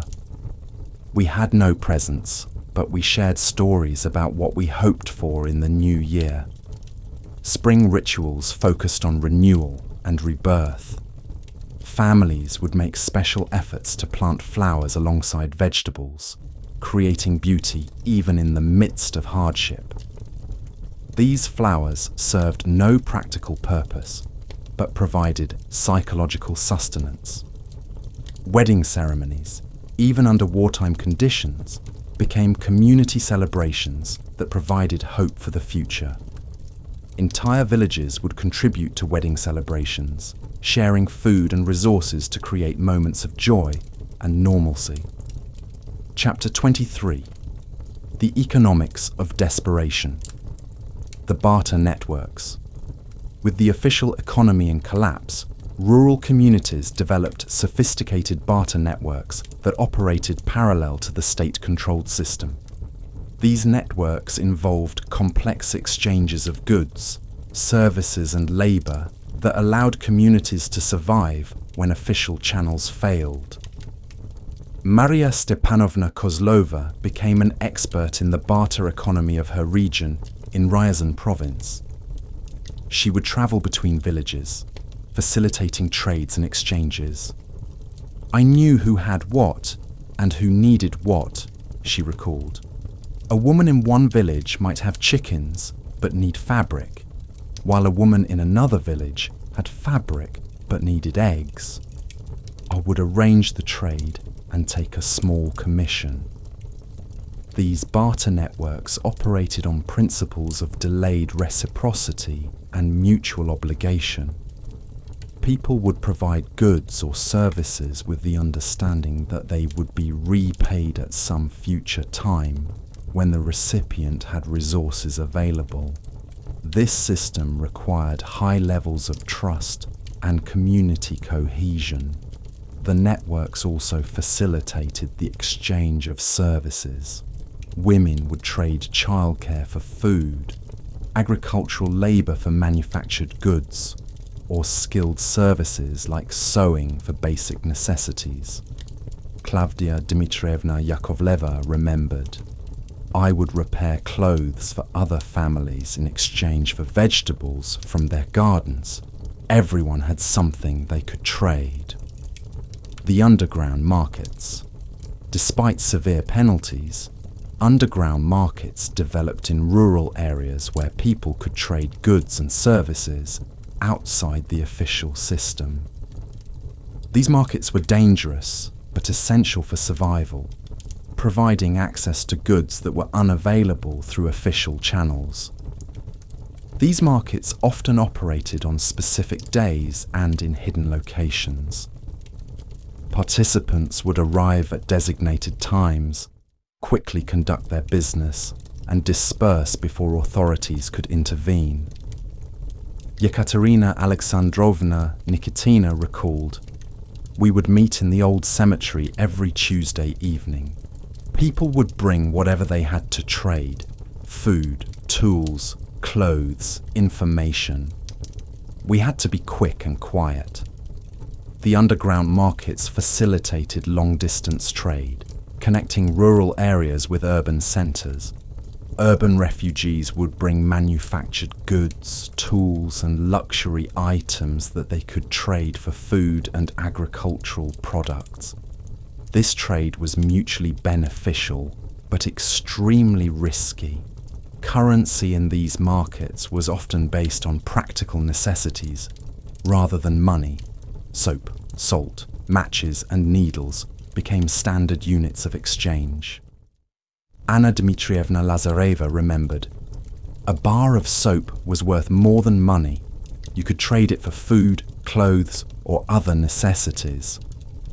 The hidden economy families developed strategies for hiding resources from state requisition while maintaining enough visible production to avoid suspicion. This hidden economy involved sophisticated techniques for concealing food, livestock, and other valuable resources. Underground food storage became an art form. Families would construct hidden cellars, false walls, and secret compartments to store grain, vegetables, and preserved foods. Praskovia Ivanovna Mikhailova described her family's hidden storage. "We dug a cellar under the chicken coop and covered it with boards and dirt. We stored grain in clay pots buried in the forest. The authorities never found our hidden food." Livestock hiding required even more sophisticated techniques. Families would move animals to remote locations, construct hidden barns, or arrange for animals to be officially owned by families who had already met their requisition quotas. Agafia Timofeevna Stepanova recalled, "We hid our cow in the forest during the day and brought her home at night to milk her. It was dangerous, but we needed the milk for the children. The hidden economy also involved unofficial production of goods and services. Women would secretly produce textiles, tools, and other items that could be traded or sold. This production required careful concealment and often involved entire families in maintaining the secret. The price of survival. The economic desperation of wartime led to moral compromises that haunted survivors for the rest of their lives. People were forced to make choices between survival and ethics, between family loyalty and community responsibility. Food theft became common, even among previously honest people. Families would steal from collective farm stores, from neighbors' gardens, or from state supplies. Marfa Sergeevna Kruglova recalled, "I stole potatoes from the collective farm store. I knew it was wrong, but my children were starving. I carried the guilt for the rest of my life." The desperation also led to the breakdown of traditional social hierarchies. People who had been wealthy before the war were forced to beg or steal, while those who had been poor might suddenly have access to resources through their connections or skills. Some individuals profited from the desperation of others, charging excessive prices for basic necessities or exploiting their positions of authority. These profiteers were often remembered with bitterness by communities that had suffered while they prospered. Chapter 24. The landscape of loss. The abandoned villages. The war left countless villages completely abandoned, their populations either dead, evacuated, or fled to other areas. These ghost villages became haunting reminders of the war's impact on rural communities. Dmitry Alexeyevich Volkov remembered returning to his home village after the war. There was nothing left. The houses were burned, the fields were overgrown with weeds, and there were no people anywhere. We found skeletons in some of the houses. People who had died and had no one left to bury them. These abandoned villages often contained valuable resources that survivors from other areas would scavenge. People would travel to ghost villages to collect tools, building materials, and anything else that might be useful. This scavenging was dangerous because of unexploded ordnance and the risk of encountering bandits or deserters. The psychological impact of seeing abandoned villages was profound. They served as tangible reminders of the war's destructive power and the fragility of human communities. Many survivors reported nightmares about empty villages and the ghosts of their former inhabitants. The transformed landscape. The war permanently altered the physical landscape of rural areas. Forests were cut down for fuel and building materials. Fields were scarred by trenches and bomb craters, and the natural environment was contaminated by the detritus of war. Agricultural land was particularly affected. Soil quality was degraded by the use of human waste as fertilizer, by the lack of proper crop rotation, and by the contamination from military activities. Yekaterina Sergeevna Polyakova recalled, "The fields never looked the same after the war. The soil was grey and hard, and crops didn't grow as well as before. Water sources were contaminated by corpses, military waste, and the general breakdown of sanitation systems. Wells became polluted, streams were clogged with debris, and clean water became increasingly difficult to find. The wildlife population was devastated by overhunting, habitat destruction, and the general environmental disruption of wartime. Animals that had been common before the war became rare, affecting both the ecological balance and the survival strategies of rural communities. The graves and memorials rural areas became vast cemeteries, with graves scattered throughout the landscape. These graves ranged from formal military cemeteries to informal burial sites where families had hastily buried their dead. Individual family graves were often marked only with crude wooden crosses or simple stone markers. Many graves were unmarked entirely, their locations known only to surviving family members. Vera Mikhailovna Kiseleva recalled, "We buried my mother under the old oak tree behind our house. There was no marker, no ceremony, just a quiet burial at night when no one was watching." Mass graves were common, particularly in areas where disease had killed large numbers of people. These graves were often unmarked and forgotten, their locations lost when the communities that had created them were abandoned or destroyed. The landscape of graves created a constant reminder of mortality for survivors. Children grew up playing among burial sites, and adults worked in fields where they knew bodies were buried. This intimate relationship with death profoundly affected the psychology of rural communities. The scars of battle areas that had seen fighting bore permanent scars that affected agricultural production and community life for decades after the war. Bomb craters filled with water and became breeding grounds for mosquitoes and disease. Trenches and fortifications disrupted field boundaries and irrigation systems. Unexploded ordnance remained a constant danger. Farmers would regularly discover bombs, shells, and mines while working their fields. Many people were killed or injured by explosions years after the war had ended. Pavel Nikolaevich Sorokin recalled, "We found a bomb in our potato field in 1947. My brother tried to move it, and it exploded.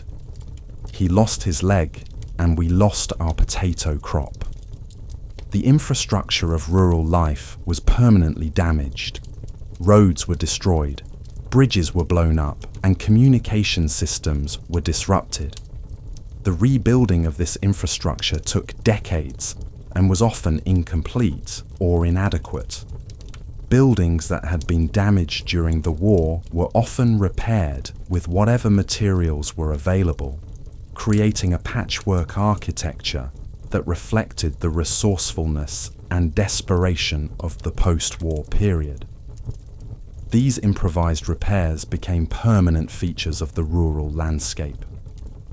Chapter 25. The spiritual dimension of survival, faith in the darkness. Despite official atheism and the persecution of religious practice, many rural people turned to faith as a source of strength and hope during the war years.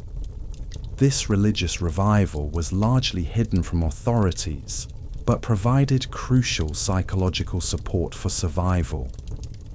Praskovia Stepanovna Fedotova maintained a secret icon corner in her home throughout the war. "I would pray every morning and evening, asking God to protect my family and to give us strength to survive another day. The authorities would have arrested me if they knew, but I couldn't live without my faith." Religious practices adapted to wartime conditions. People would pray silently while working in the fields, hold secret religious services in private homes, and maintain religious calendars despite the official secular calendar. These practices provided structure and meaning in lives that had been disrupted by war. Children often learned religious prayers and stories from their grandmothers, creating a hidden transmission of religious knowledge that survived despite official persecution. Nikolai Stepanovich Petrov remembered, "My grandmother taught me prayers in secret. She said that God would protect me if I remembered to pray. even if I couldn't go to church. The rituals of hope and despair. Rural communities developed religious rituals that specifically addressed the challenges of wartime survival. These rituals often combine traditional Orthodox practices with folk beliefs and wartime adaptations. Blessing rituals became particularly important for protecting families and communities. People would secretly bless their homes, their animals, and their crops, asking for divine protection against the dangers of war. Maria Vasilyevna Orlikova recalled, "We would bless our cow every morning, asking God to keep her safe from the authorities and to help her give good milk for the children." Prayer circles formed among women who would gather secretly to pray for their husbands at the front, for their children's safety, and for the end of the war. These circles provided both spiritual comfort and practical support networks. Funeral rituals adapted to wartime conditions while maintaining their spiritual significance. When formal church services were impossible, families would create their own burial ceremonies, often incorporating traditional prayers and rituals learned from memory. The saints of survival. Certain Orthodox saints became particularly associated with wartime survival, and their veneration increased dramatically during the war years. These saints were seen as protectors and intercessors who could help families survive the hardships of war. Saint Nicholas, traditionally associated with protection of children and sailors, became a patron saint of survival. Families would pray to Saint Nicholas for protection of their children and for help in finding food and shelter. Agafya Timofeevna Sokolova kept a small icon of Saint Nicholas hidden in her clothing. I would touch the icon whenever I was afraid or hungry. It reminded me that God was watching over us. The Mother of God became particularly important as a protector of families and communities. Women would pray to the Virgin Mary for protection of their children and for strength to endure their sufferings. Secret icons of the Mother of God were kept in many homes despite the risk of discovery. Local saints and holy figures also became important sources of spiritual support. People would visit holy sites, pray at the graves of local saints, and seek intercession from religious figures who were believed to have special powers of protection. The theology of suffering. The war years forced rural people to grapple with profound theological questions about suffering, divine justice, and the nature of God. These questions were often resolved through a theology of suffering that saw wartime hardships as tests of faith and opportunities for spiritual growth. Many people interpreted their survival as evidence of divine protection and intervention. They saw their hardships as part of God's plan and their survival as proof of divine favor. Yekaterina Dmitrievna Volkova reflected, "I believed that God was testing us, seeing if we would maintain our faith even in the worst circumstances. Our survival was proof that we had passed the test." The theology of suffering also emphasized the importance of mutual support and community care as expressions of divine love. People saw their efforts to help others as religious duties and their survival as dependent on maintaining moral and spiritual values. Some people developed a more complex theology that saw the war as a spiritual battle between good and evil, with rural communities serving as the last defenders of traditional values and spiritual truth. Chapter 26, The Children's War, The Premature Adults. The war created a generation of children who were forced to assume adult responsibilities at impossibly young ages.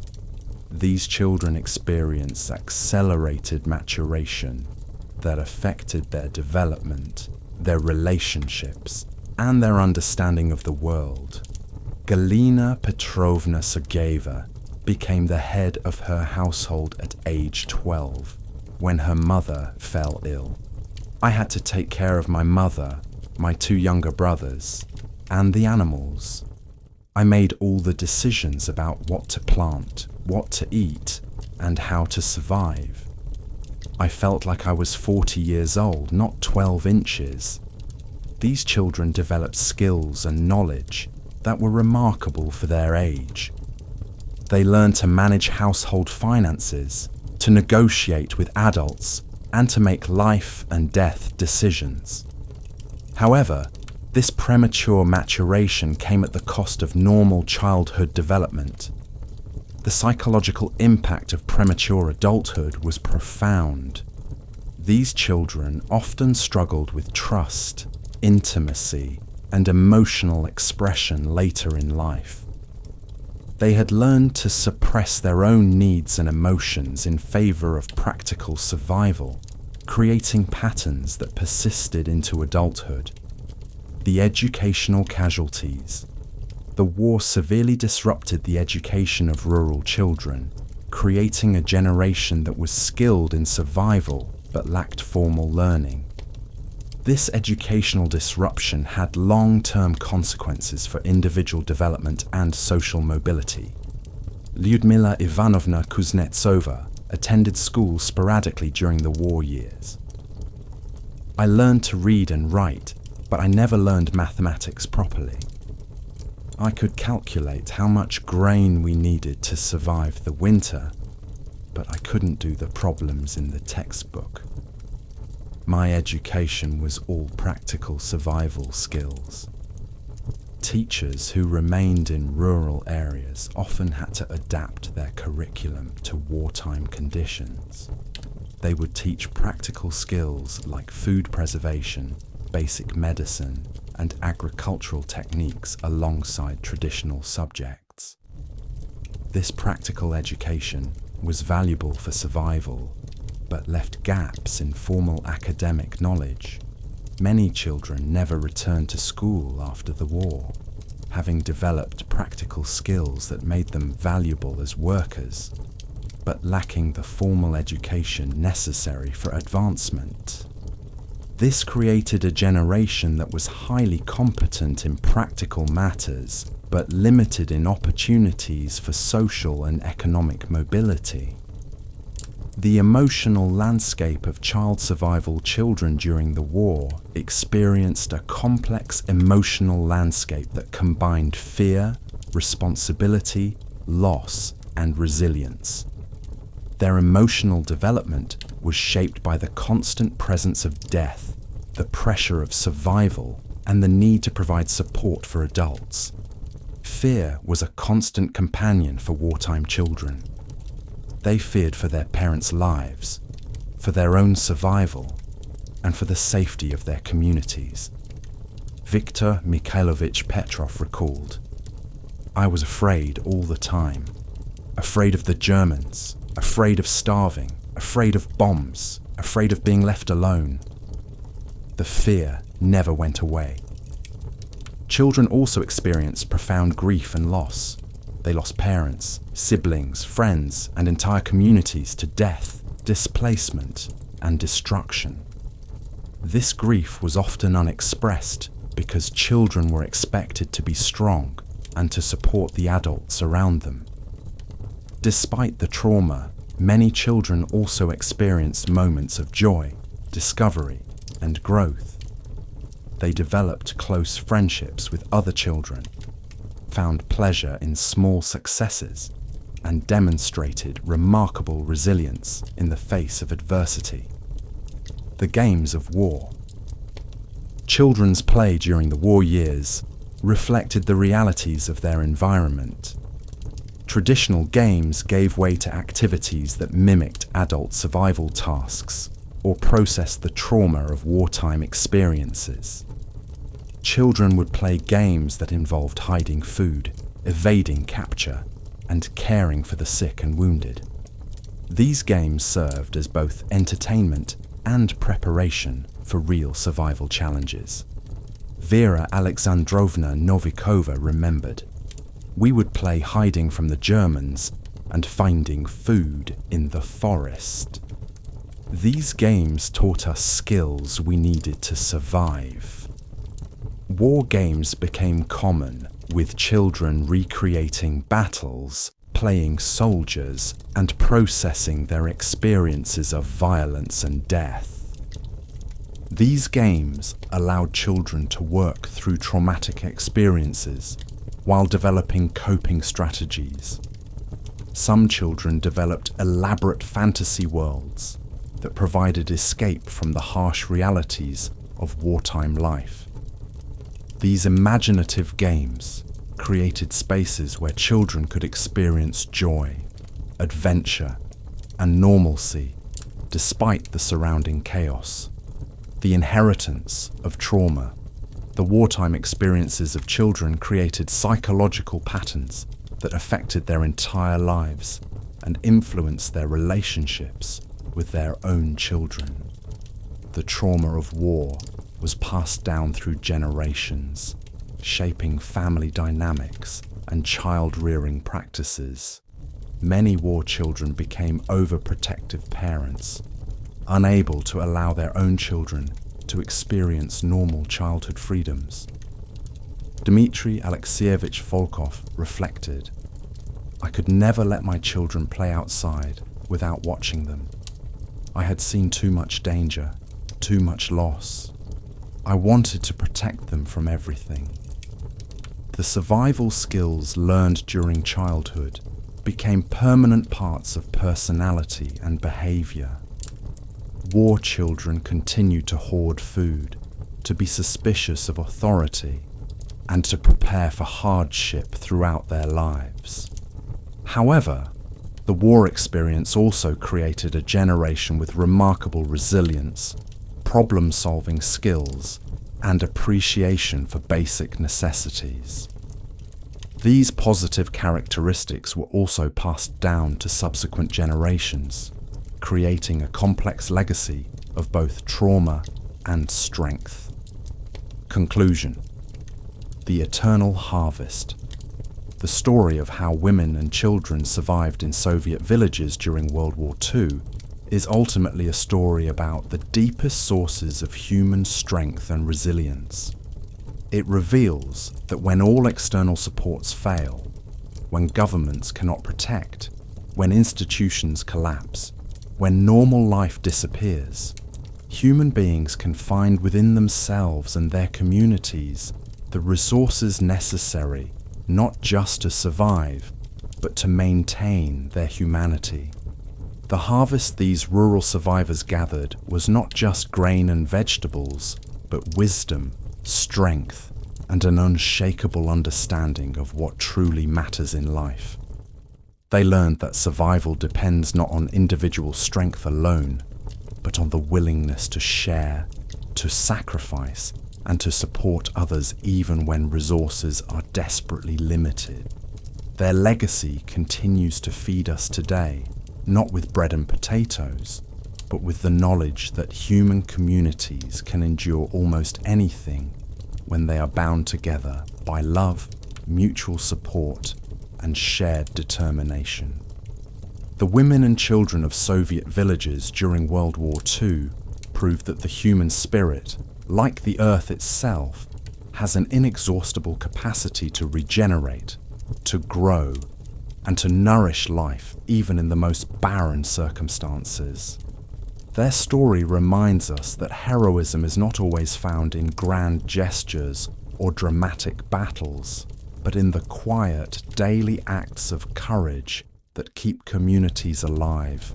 The mother who shares her last piece of bread, the child who works in the fields despite exhaustion, the neighbor who offers comfort to a grieving family. These acts of everyday heroism created the foundation upon which not just survival, but victory was built.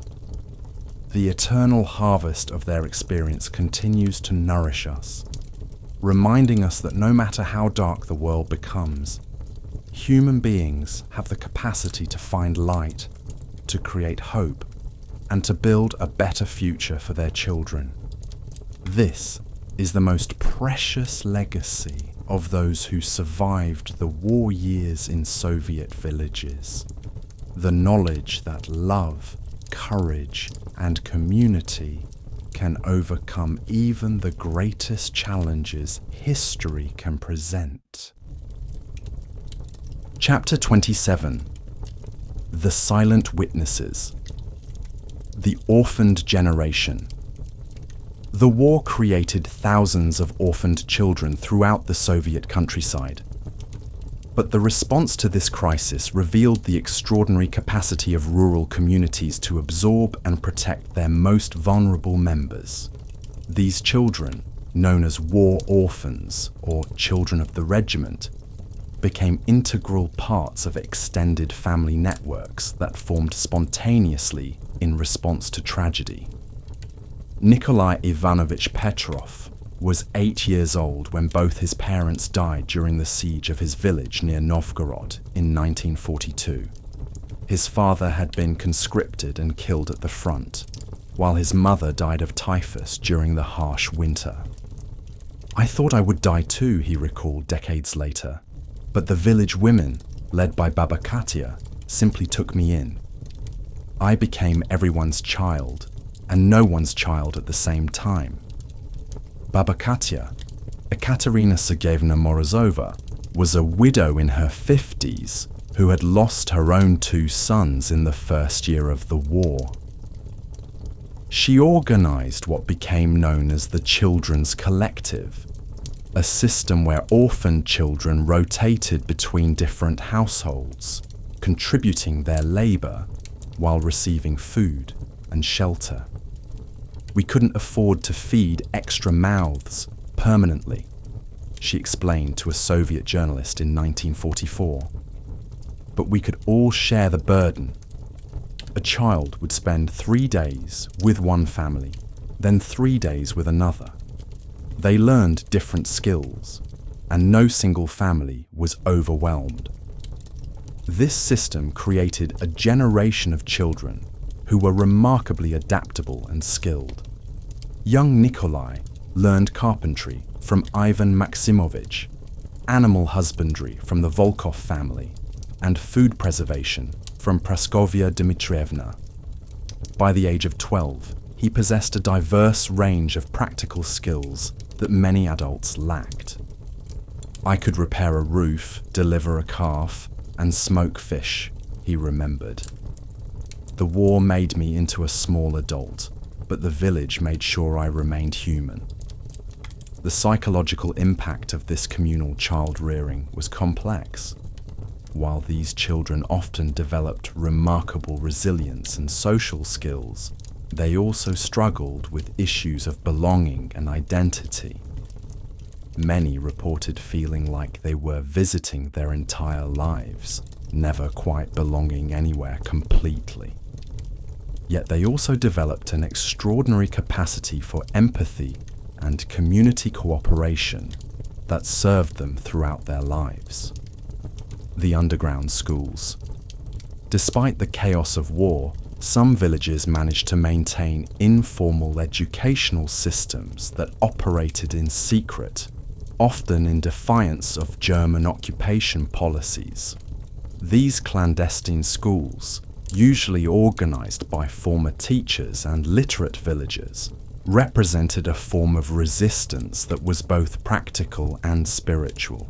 In the village of Krasny Bor near Pskov, teacher Vera Nikolaevna Lebedeva continued to educate children throughout the German occupation. Classes were held in different locations each day, sometimes in the forest, sometimes in root cellars, sometimes in the ruins of bombed buildings. "We had no books, no paper, no pencils," she recalled. We wrote with charcoal on birch bark. We used pine needles to practice counting. The children learned to read using the Bible that old grandfather Semyon had hidden. The curriculum of these underground schools was necessarily practical. Children learned to read using resistance pamphlets and German notices, developing literacy skills while gaining crucial survival information. Mathematics was taught through real-world problems, calculating food rations, measuring medicine doses, determining planting schedules. History lessons focused on Russian resistance to previous invasions, building morale while providing education. Most remarkably, these schools continued to teach arts and culture. Children learned traditional songs, heard classical Russian literature recited from memory, and participated in folk dances during brief moments of celebration. Maria Antonovna Smirnova, who attended Vera Nikolaevna's forest school, remembered. She made us memorize Pushkin's poems. She said that as long as we carried Russian poetry in our hearts, the Germans could never truly conquer us. Even when we were hungry and afraid, we would recite the Bronze Horseman together. The teachers who organized these schools took enormous risks. Discovery meant death, not just for the teacher, but potentially for the entire village.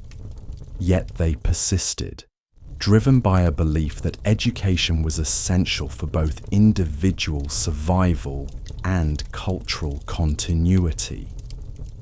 Many of these teachers became local legends, remembered not just for their courage, but for their commitment to preserving civilization during its darkest hour.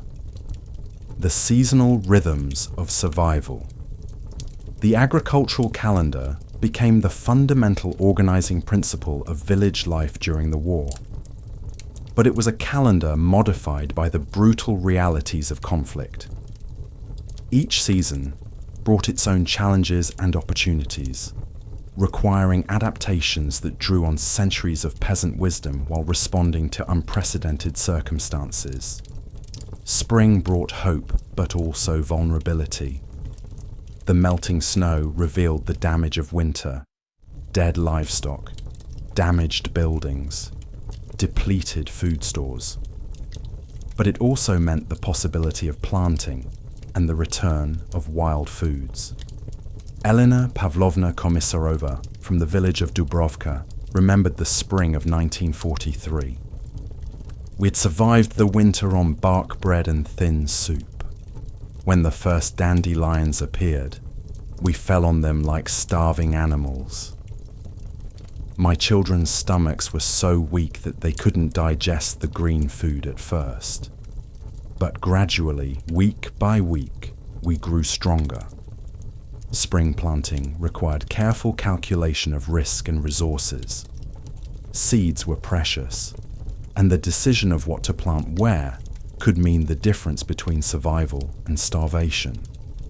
Villages had to balance the need for staple grains with the necessity of crops that could be hidden from requisitioning authorities or occupying forces. Root vegetables were favored because they could be stored underground and were less visible than grain fields. Summer brought the intense labor of cultivation and the constant threat of raids. Children as young as 6 worked in the fields, not just to help with the labor, but to serve as lookouts for approaching soldiers. The fields became places of both hope and terror. Lyudmila Sergeyevna Kozlova recalled, "We would work bent over, listening always for the sound of engines. The children had assigned positions. Some watched the road, others watched the sky. If planes came, we would scatter and hide in the grain. If trucks came, we would grab what we could and run to the forest." The harvest season was crucial, but also dangerous. A successful harvest meant survival through the winter, but it also attracted the attention of both German forces and Soviet requisitioning parties. Villagers developed elaborate strategies for hiding grain, including false bottoms in root cellars, hollow trees, and underwater caches in nearby streams. Children were taught to walk casually past hidden stores, never looking directly at them, never revealing their locations even under interrogation. Winter was the season of waiting, of making the stored food last, of maintaining hope through the darkest months. It was also the season of storytelling, of preserving culture and maintaining morale. The long winter evenings were filled with tales, songs, and memories that connected the present suffering to the long history of Russian endurance. The invisible economy. The war created an intricate underground economy in rural areas based on barter, mutual aid, and the careful management of scarce resources. This economy operated parallel to official requisitioning and rationing systems, often making the difference between survival and death. The foundation of this economy was the principle of reciprocity. Favors were remembered and repaid, sometimes years later. A cup of flour given in March might be repaid with a handful of potatoes in October. These transactions were rarely recorded, but were remembered with extraordinary precision. Antonina Vasilievna Gromova, from the village of Sosnovka, kept a mental ledger of such transactions that spanned decades. I remember every grain of barley that Ivan Stepanovich gave us in 1943. When his wife fell ill in 1947, we knew exactly what we owed him. Children played crucial roles in this underground economy, serving as messengers, traders, and scouts. They could move between villages more easily than adults, arousing less suspicion from authorities.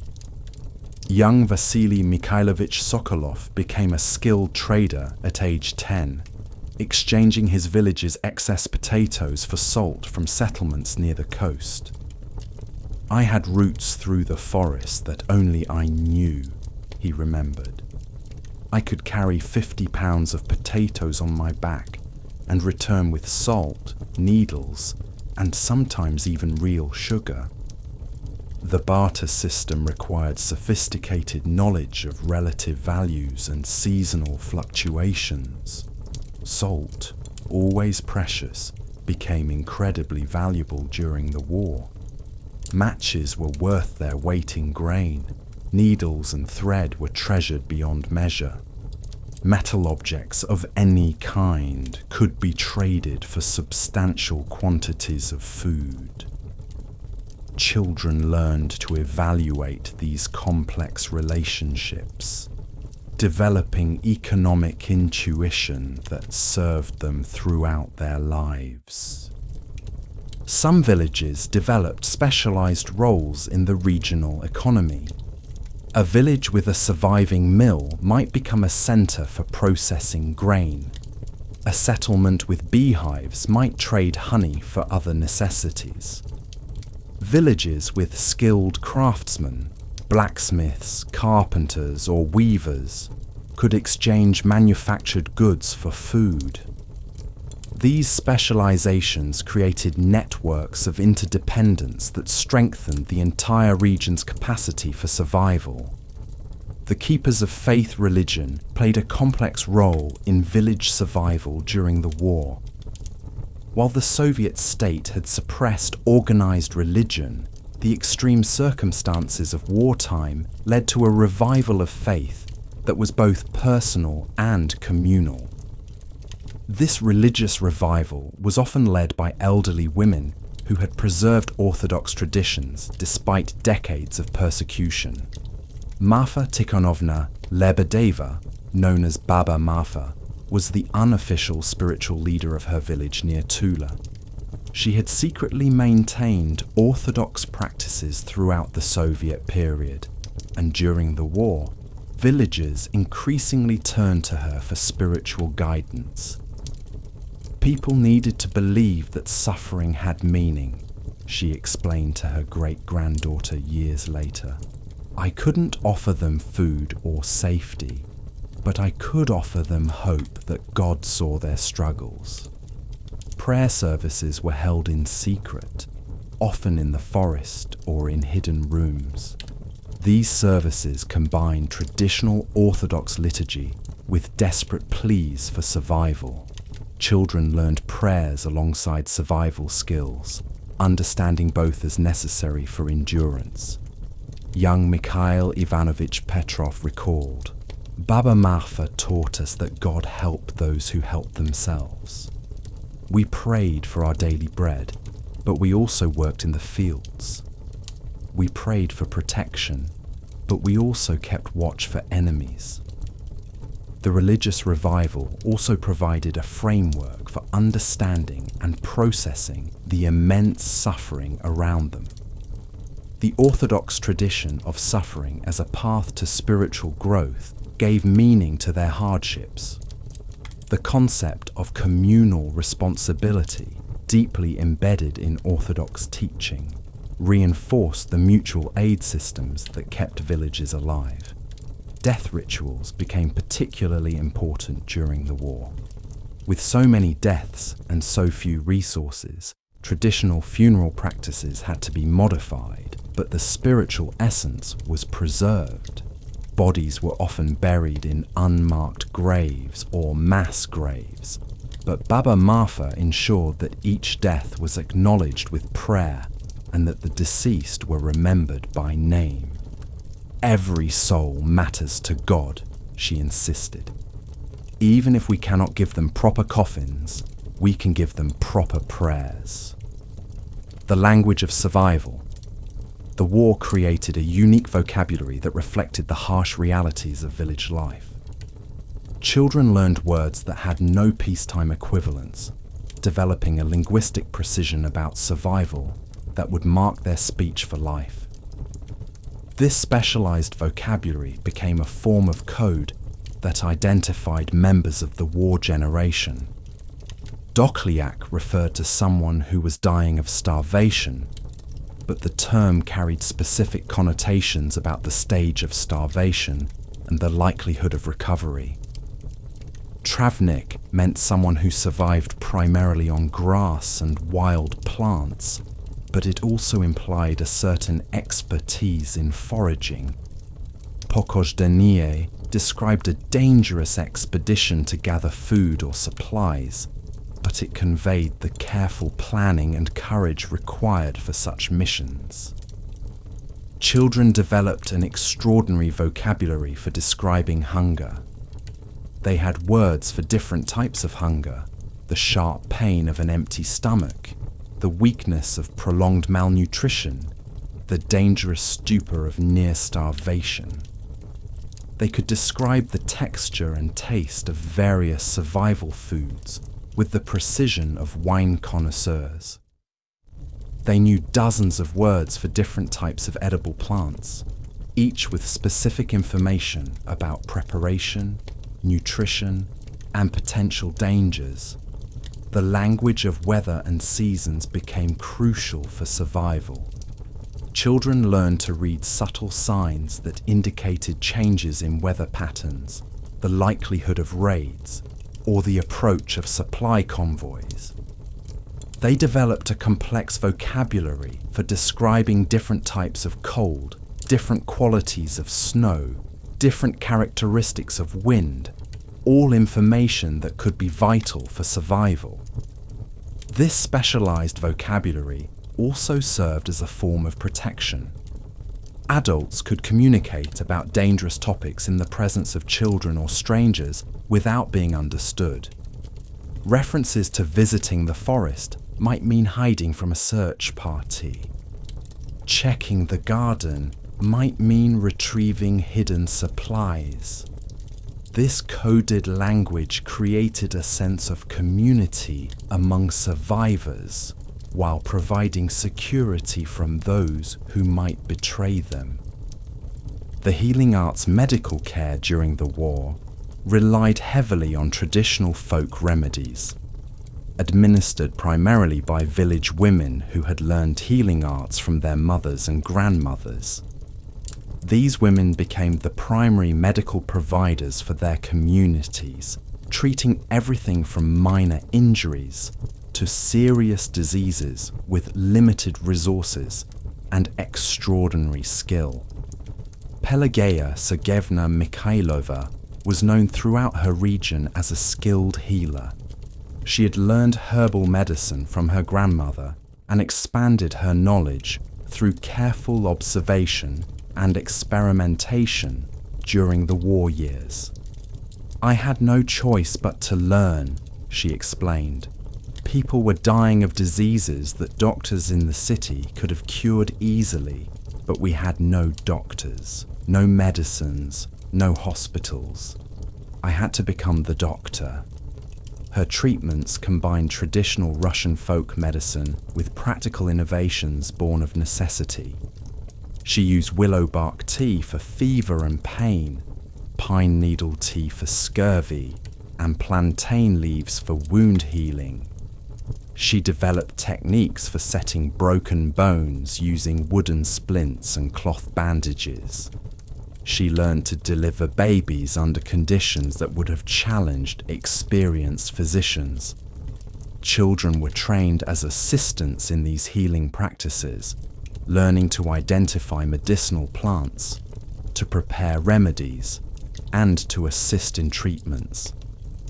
Young Anatoly Petrovich Volkov became skilled at brewing medicinal teas and applying poultices under Pelageya Sergeyevna's guidance. "She taught me that healing was not just about medicine," he remembered. "It was about giving people hope, about treating them with dignity even when they were dying." The psychological aspects of healing were as important as the physical treatments. These folk healers understood that maintaining morale and hope was essential for recovery. They combined medical treatment with spiritual comfort, practical advice, and emotional support. They knew that a patient's will to live was often more important than any remedy they could provide. Many of these healing practices proved remarkably effective. Modern research has validated many traditional remedies that these women used instinctively. Their success rate, considering the resources available to them, was extraordinary. More importantly, they provided a sense of care and hope that was essential for community survival. The Children's Underground Children developed their own secret networks and communication systems during the war, operating below the level of adult awareness and authority. These networks served multiple purposes: gathering information, sharing resources, providing mutual support, and maintaining some semblance of childhood normalcy despite the surrounding chaos. The leader of one such network was Zoya Petrovna Kostina, who was 12 years old when the war began. She organized a group of children from several villages in the Kaluga region who met regularly to share information and resources. "We knew things the adults didn't know," she recalled. "We were small. We could hide easily. We could overhear conversations. We became the eyes and ears of our villages." These children developed sophisticated intelligence networks. They tracked the movements of German patrols, identified safe routes between villages, and monitored the locations of hidden food stores. They created a system of signals using bird calls, stone arrangements, and scratches on trees that allowed them to communicate across long distances. They established hidden caches of food, tools, and other supplies that could be accessed in emergencies. The children's network also served important psychological functions. They provided emotional support for each other, shared coping strategies, and maintained connections that helped them process their traumatic experiences.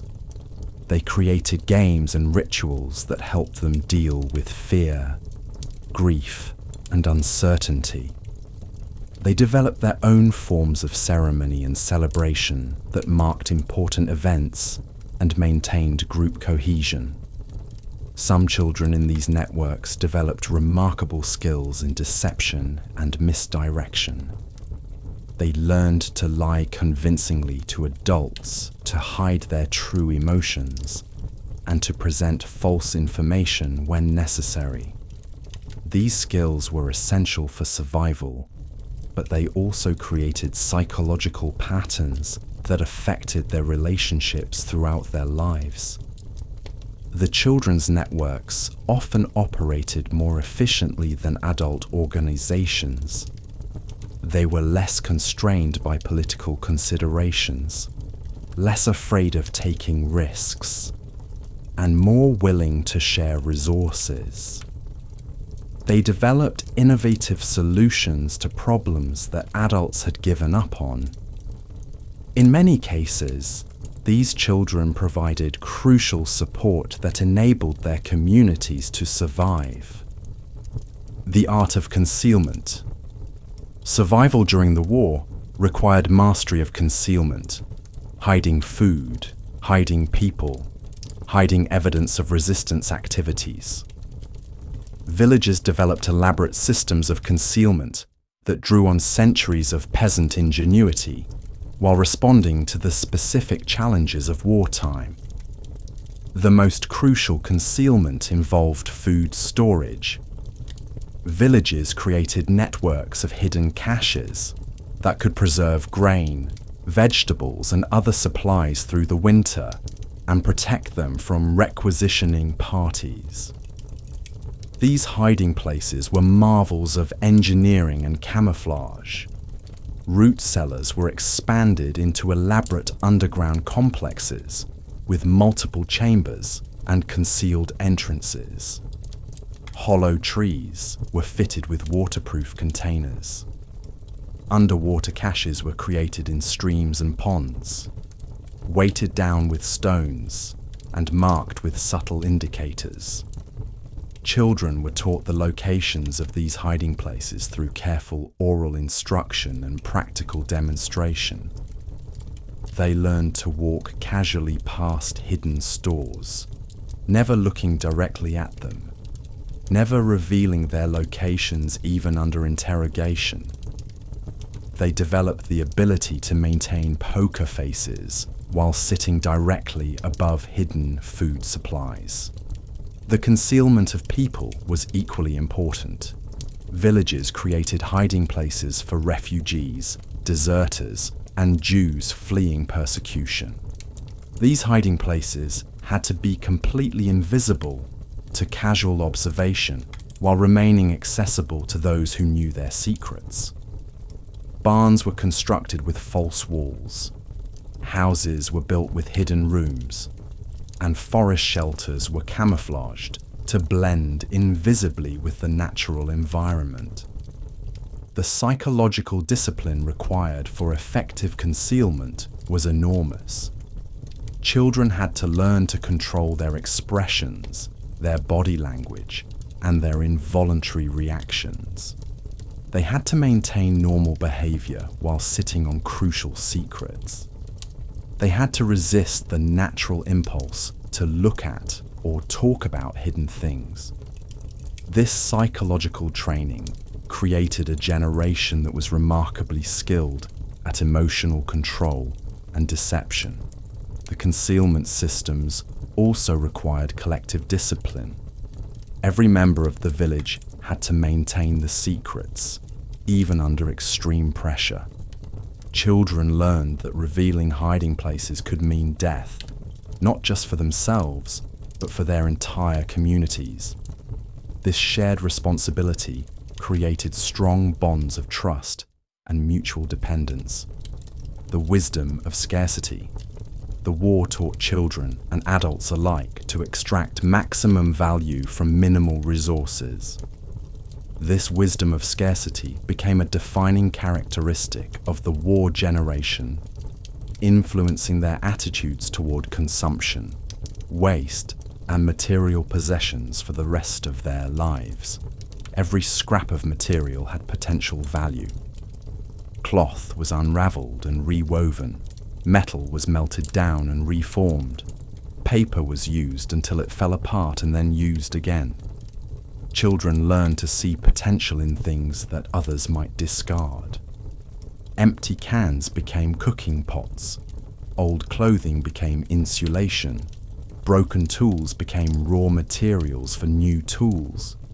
Food preparation under scarcity required extraordinary creativity and skill.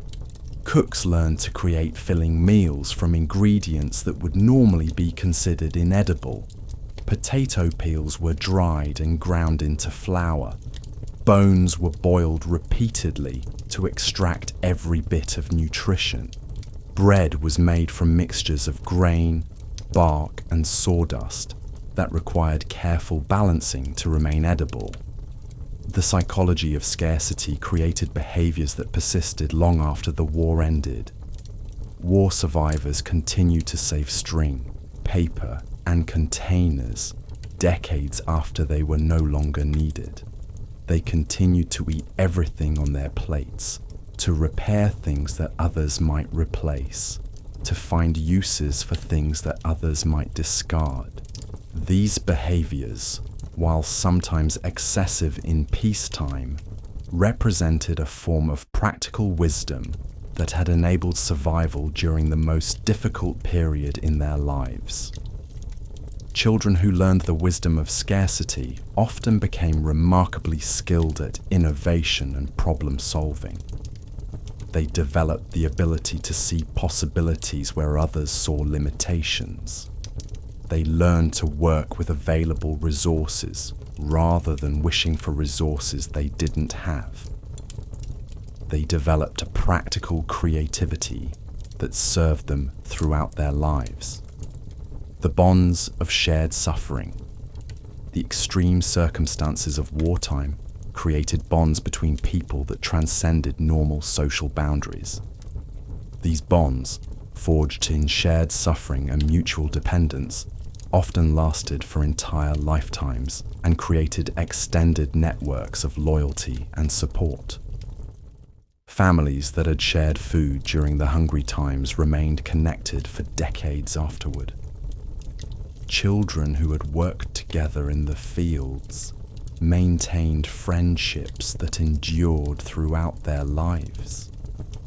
Villages that had helped each other during crises continued to cooperate and support each other long after the war ended. These bonds were strengthened by the recognition that survival had depended on mutual aid.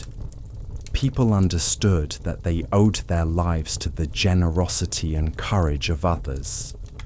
This recognition created a sense of obligation and gratitude that influenced behavior for generations. Children learned that survival was not an individual achievement, but a collective accomplishment that required ongoing mutual support. The shared experience of trauma also created deep understanding between survivors. They could communicate with each other about their experiences in ways that were impossible with those who had not lived through the war. They shared a common vocabulary of suffering and survival that created instant recognition and connection. These bonds also provided ongoing emotional support. War survivors could turn to each other for understanding and comfort in ways that were not possible with family members who had not shared their experiences. They provided each other with validation for their memories and their ongoing struggles with the psychological effects of trauma. The networks of mutual support that had enabled survival during the war continued to function during the difficult years of post-war reconstruction. These networks helped people find jobs, housing, and other resources. They provided care for the elderly and support for the young. They maintained the spirit of collective responsibility that had made survival possible. The children who grew up in these networks of mutual support often became community leaders themselves, carrying forward the values and practices that had enabled their survival. They understood the importance of collective action and mutual aid. They knew that individual success was meaningless without community welfare. They carried forward the wisdom of shared suffering into the peacetime world, creating institutions and practices that reflected the lessons they had learned during the war. Chapter 28. The Return of the Soldiers. The strangers who came home. The end of the war brought a complex challenge that rural communities had not fully anticipated. The return of men who had been transformed by their experiences at the front. These soldiers came back to villages that had been fundamentally changed by years of female and child leadership, creating tensions and adjustments that would reshape rural life for decades to come. Ivan Sergeyevich Morozov returned to his village of Dubki near Bryansk in the autumn of 1945, after 3 years of fighting from Stalingrad to Berlin. His wife, Klavdia Petrovna, had managed their household and raised their 3 children through the worst years of the war. When he walked into his own kitchen, he found a world that functioned without him. I felt like a stranger in my own home, he recalled years later. My wife had learned to make decisions I had always made. My children obeyed her completely and looked at me with curiosity, not recognition. I had dreamed of coming home, but home had become something different. The children's reactions to their returning fathers were often complex and sometimes painful. Young Mikhail Ivanovich Petrov, who had been 4 when his father left for the front, had no real memory of him. This big man came into our house and my mother started crying and calling him Papa, he remembered. I hid behind my mother's skirt. He tried to pick me up, but I was afraid. He smelled different. He looked different. And he wanted to change everything we had learned to do. Many returning soldiers struggled with the independence their wives and children had developed. They had left behind traditional patriarchal households and returned to find women who had learned to repair machinery, negotiate with authorities, and make life and death decisions. Children had learned to take on adult responsibilities and were reluctant to return to purely subordinate roles. The psychological trauma of war made these adjustments even more difficult. Many soldiers returned with what would now be recognized as post-traumatic stress disorder, but which was then simply called battle fatigue or war nerves. They had nightmares, sudden anger, and difficulty adjusting to civilian life. Their families, who had their own trauma from the home front, often struggled to understand and support these damaged men. Nikolai Fedorovich Volkov had been wounded twice during the war and walked with a permanent limp. He returned to find that his 10-year-old son, Alexei, had become the man of the house, making decisions and taking responsibilities that Nikolai felt belonged to adults. I wanted my son to be a child again, he explained, but he had learned things that children shouldn't know. He could predict the weather better than I could. He knew which neighbors could be trusted. He could manage our livestock better than I ever had. I should have been proud, but instead, I felt useless. The clash of survival systems. The return of men to rural communities created conflicts between the survival systems that had developed during the war and the traditional social structures that men expected to find. These conflicts played out in households, in collective farms, and in village governance, often creating deep divisions that took years to resolve. The wartime system of collective decision-making among women clashed with the traditional expectation of male authority. Women had learned to make decisions quickly, to take risks, and to solve problems through cooperation and consultation. Men returned expecting to resume positions of authority in households and communities that had learned to function without them. Maria Alexandrovna Semenova had become the unofficial leader of her village's survival efforts during the war. She had organized food distribution, managed work assignments, and negotiated with authorities. When the village men returned, they expected her to step back into a traditional support role. They wanted me to go back to being quiet, to letting them make all the decisions, she recalled. But I had spent 3 years keeping people alive. I knew what worked and what didn't. I couldn't just forget everything I had learned. The economic systems that had developed during the war also conflicted with traditional expectations. Women had learned to manage resources, to engage in trade, and to make financial decisions. They had developed skills in negotiation, planning, and resource allocation that were essential for survival.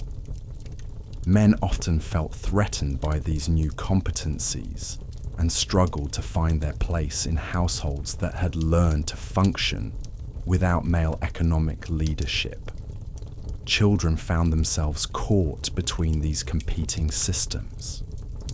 They had learned to respect and obey their mothers and grandmothers, but were now expected to transfer this respect to fathers they barely knew. They had developed skills and knowledge that their fathers lacked, but were expected to defer to paternal authority. Many children struggled with confusion and resentment during this transition. The collective farms faced similar challenges. Women had learned to operate machinery, to manage livestock, and to organize agricultural work. They had developed efficient systems for planting, harvesting, and food preservation.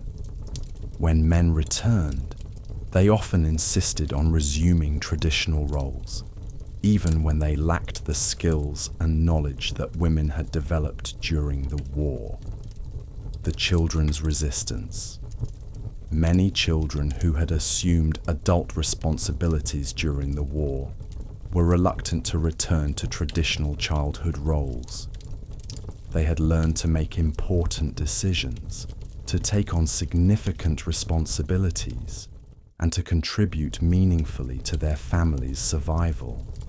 The return of their fathers often meant a loss of status and responsibility that they found difficult to accept. Anastasia Mikhailovna Komarova had been 12 when her father left for the war and 16 when he returned. During those 4 years, she had managed the household finances, supervised her younger siblings, and made important decisions about planting and harvesting. When Papa came home, he wanted me to go back to being a little girl, she remembered. But I'd been running the household for years. I knew more about our finances, our crops, our animals than he did. I couldn't just pretend to be helpless. This resistance created ongoing tensions in many households. Children who had learned to think independently and take initiative were expected to return to obedience and dependence. Many refused to give up the competencies they had developed, leading to conflicts that lasted for years. Some children found ways to maintain their contributions while respecting their father's authority. They learned to present their knowledge and skills in ways that didn't threaten paternal authority. They became advisors rather than decision makers, using their wartime experience to support their father's leadership rather than competing with it. Others openly resisted the return to traditional roles. They argued with their fathers, insisted on maintaining their responsibilities, and refused to accept subordinate positions. These conflicts often reflected broader tensions between the egalitarian spirit that had developed during the war and the hierarchical traditions that men expected to restore. The most successful adjustments occurred in families where fathers recognized and valued the skills their children had developed during the war. These fathers found ways to incorporate their children's competencies into traditional family structures, creating new forms of cooperation that combined paternal authority with respect for children's abilities. The widow's burden. The return of some men highlighted the permanent loss experienced by families whose fathers never came home. War widows faced unique challenges in the post-war period, as they had to continue managing households alone, while society increasingly expected the restoration of traditional family structures. Praskovia Ivanovna Fedorova's husband had been killed at Kursk in 1943, leaving her with 4 young children. She had managed to keep her family alive through the worst years of the war and had developed considerable skills in agriculture, trade, and household management. But in the post-war period, she found herself increasingly isolated as other families reunited and returned to traditional structures. "I had learned to do everything myself," she explained. "But after the war, people expected me to remarry, to find a man who could take care of us. They didn't understand that I had learned to take care of myself. I didn't want to give up my independence, but I also didn't want my children to suffer because we didn't have a father." The children of war widows often faced particular challenges. They had learned to respect their mother's authority and to contribute to household survival, but they also felt the absence of paternal authority that other children were experiencing. They often became protective of their mothers, resisting any attempts by other adults to assume authority over their households. Young Pavel Dmitrievich Volkov, whose father had died at Stalingrad, became fiercely protective of his mother's independence. When village men suggested that she needed male guidance, he would angrily defend her competence. "My mother saved our family," he would say. "She doesn't need anyone to tell her what to do." War widows also faced economic challenges in the post-war period. The survival systems that had developed during the war began to break down as communities returned to more traditional structures. Women who had been valued for their contributions during the war found themselves marginalized as peace returned. Many war widows found strength in supporting each other. They formed informal networks that provided mutual aid, emotional support, and practical assistance. These networks often centered around the shared experience of loss and the shared challenge of raising children alone. The transformation of village leadership.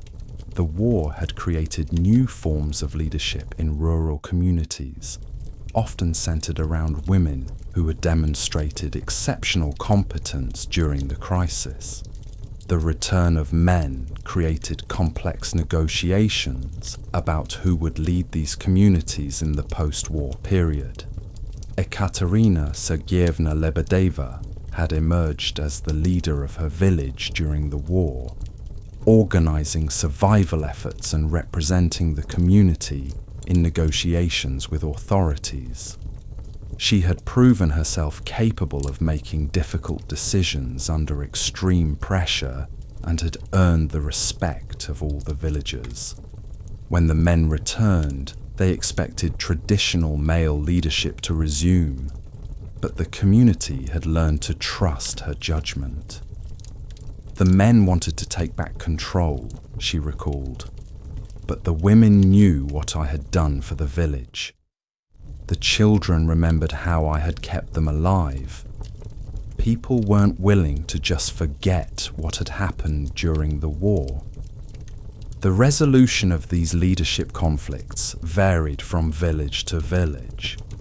Some communities found ways to incorporate wartime female leaders into new leadership structures, recognizing their competence while respecting traditional expectations. Others experienced ongoing tensions as different groups competed for authority.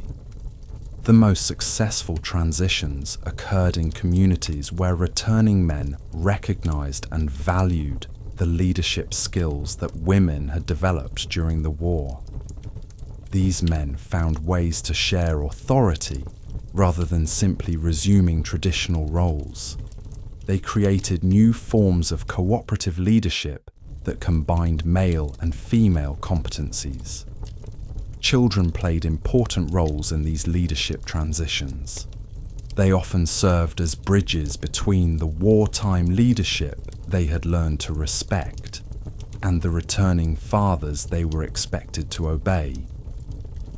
Their loyalty and support could determine the success or failure of different leadership arrangements. The economics of Reconstruction.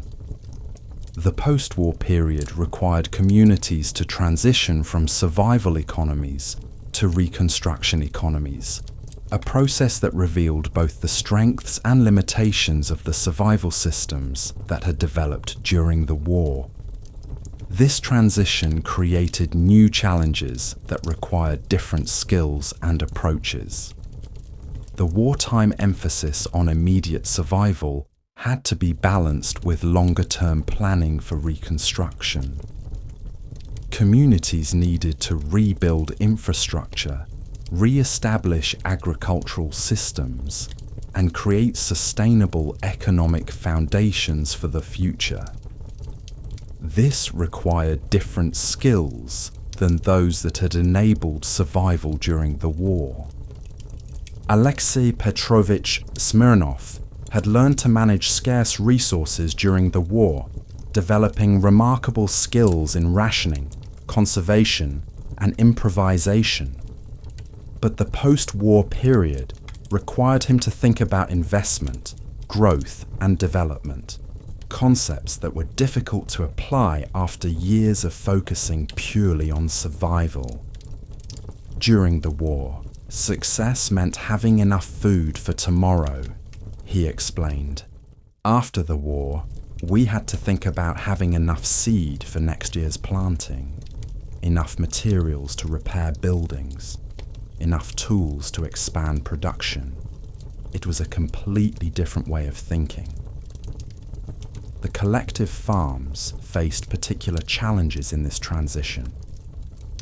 They had developed efficient systems for managing limited resources during the war, but they needed to scale up operations and increase productivity for reconstruction. This required new approaches to organization, management, and planning. Women who had learned to manage wartime economies often found their skills valuable in the reconstruction process.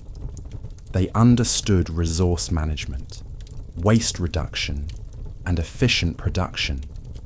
They had developed practical problem-solving skills that were essential for rebuilding communities.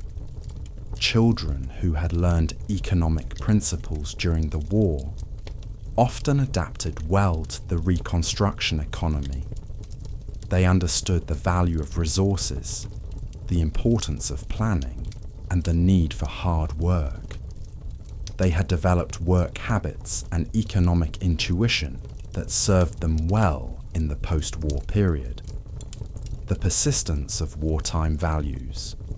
Despite the challenges of readjustment, many of the values and practices that had enabled survival during the war continued to influence rural communities for decades afterward.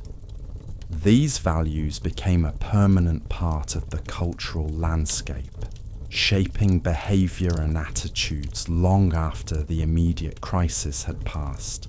The principle of mutual aid remained strong in rural communities.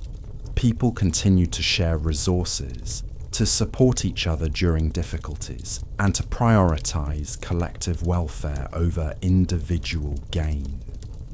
The networks of reciprocity that had enabled survival during the war continued to function during the Reconstruction period. Children who had learned the importance of community cooperation carried these values into their adult lives. They understood that individual success was meaningless without community welfare. They had learned to share resources, to support others in need, and to work together for common goals. The wartime emphasis on practical skills and resourcefulness also persisted. Children who had learned to repair, improvise, and create continued to value these abilities throughout their lives.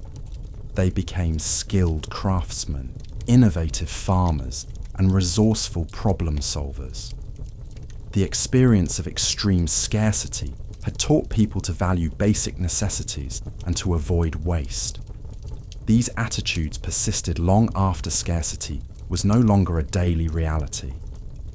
War survivors continued to save resources, to repair rather than replace, and to find uses for things that others might discard. The intergenerational transmission. The wartime experiences of children created patterns of behavior and thinking that were passed down to subsequent generations. These children, as they became parents themselves, transmitted both the positive and negative aspects of their wartime experience to their own children. Many war survivors became overprotective parents, unable to allow their children to experience normal childhood freedoms.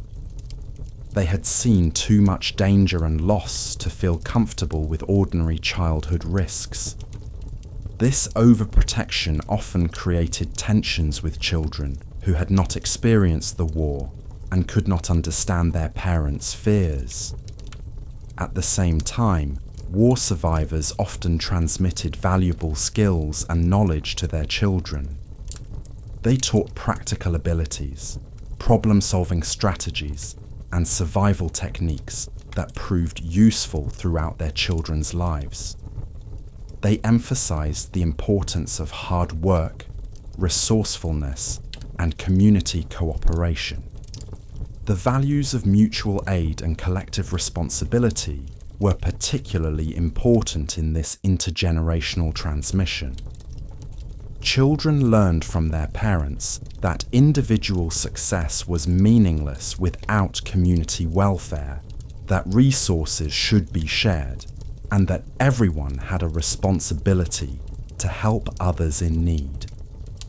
The wartime experience had also created a generation with remarkable resilience and adaptability. These characteristics were passed down to subsequent generations, creating families and communities that were better able to cope with challenges and changes. The long shadow of trauma. While the war had created remarkable resilience and survival skills, it had also created psychological trauma that affected individuals and communities for decades. The children who had lived through the war carried emotional scars that influenced their behavior and relationships throughout their lives. Many war survivors struggled with anxiety, depression, and other psychological issues that were not well understood or treated at the time. They had learned to suppress their emotions in order to survive, creating patterns of emotional repression that persisted throughout their lives. The trauma of loss of parents, siblings, friends, and entire communities created deep wounds that never fully healed. Many war survivors experienced what would now be recognized as survivor's guilt, struggling with the question of why they had lived when others had died. The constant threat of death during the war had created a heightened awareness of mortality that affected how survivors approached life. Some became risk-averse, afraid to take chances or make changes. Others became fatalistic, feeling that life was unpredictable and that planning was futile. The experience of extreme hunger had created complex relationships with food that persisted throughout survivors' lives. Many continued to hoard food, to eat everything on their plates, and to feel anxiety when food supplies ran low. These behaviors, while adaptive during the war, could become problematic in peacetime. Despite these challenges, many war survivors also developed remarkable psychological resilience. They had learned to cope with extreme stress, to adapt to changing circumstances, and to find meaning in suffering. These psychological skills served them well throughout their lives and were often passed down to their children. The communities that had survived the war together often provided ongoing support for dealing with trauma. Shared experiences created bonds of understanding that allowed survivors to help each other process their experiences and cope with their ongoing psychological challenges. Through their resilience, their practical skills, and their commitment to community welfare, the children who survived the war in Soviet villages created a legacy that continues to influence rural Russian culture today. Their story reminds us that even in the darkest circumstances, human beings can find the strength not just to survive, but to preserve their humanity and build hope for the future. The lessons they learned about cooperation, resourcefulness, and mutual aid remain relevant for communities facing challenges in any era.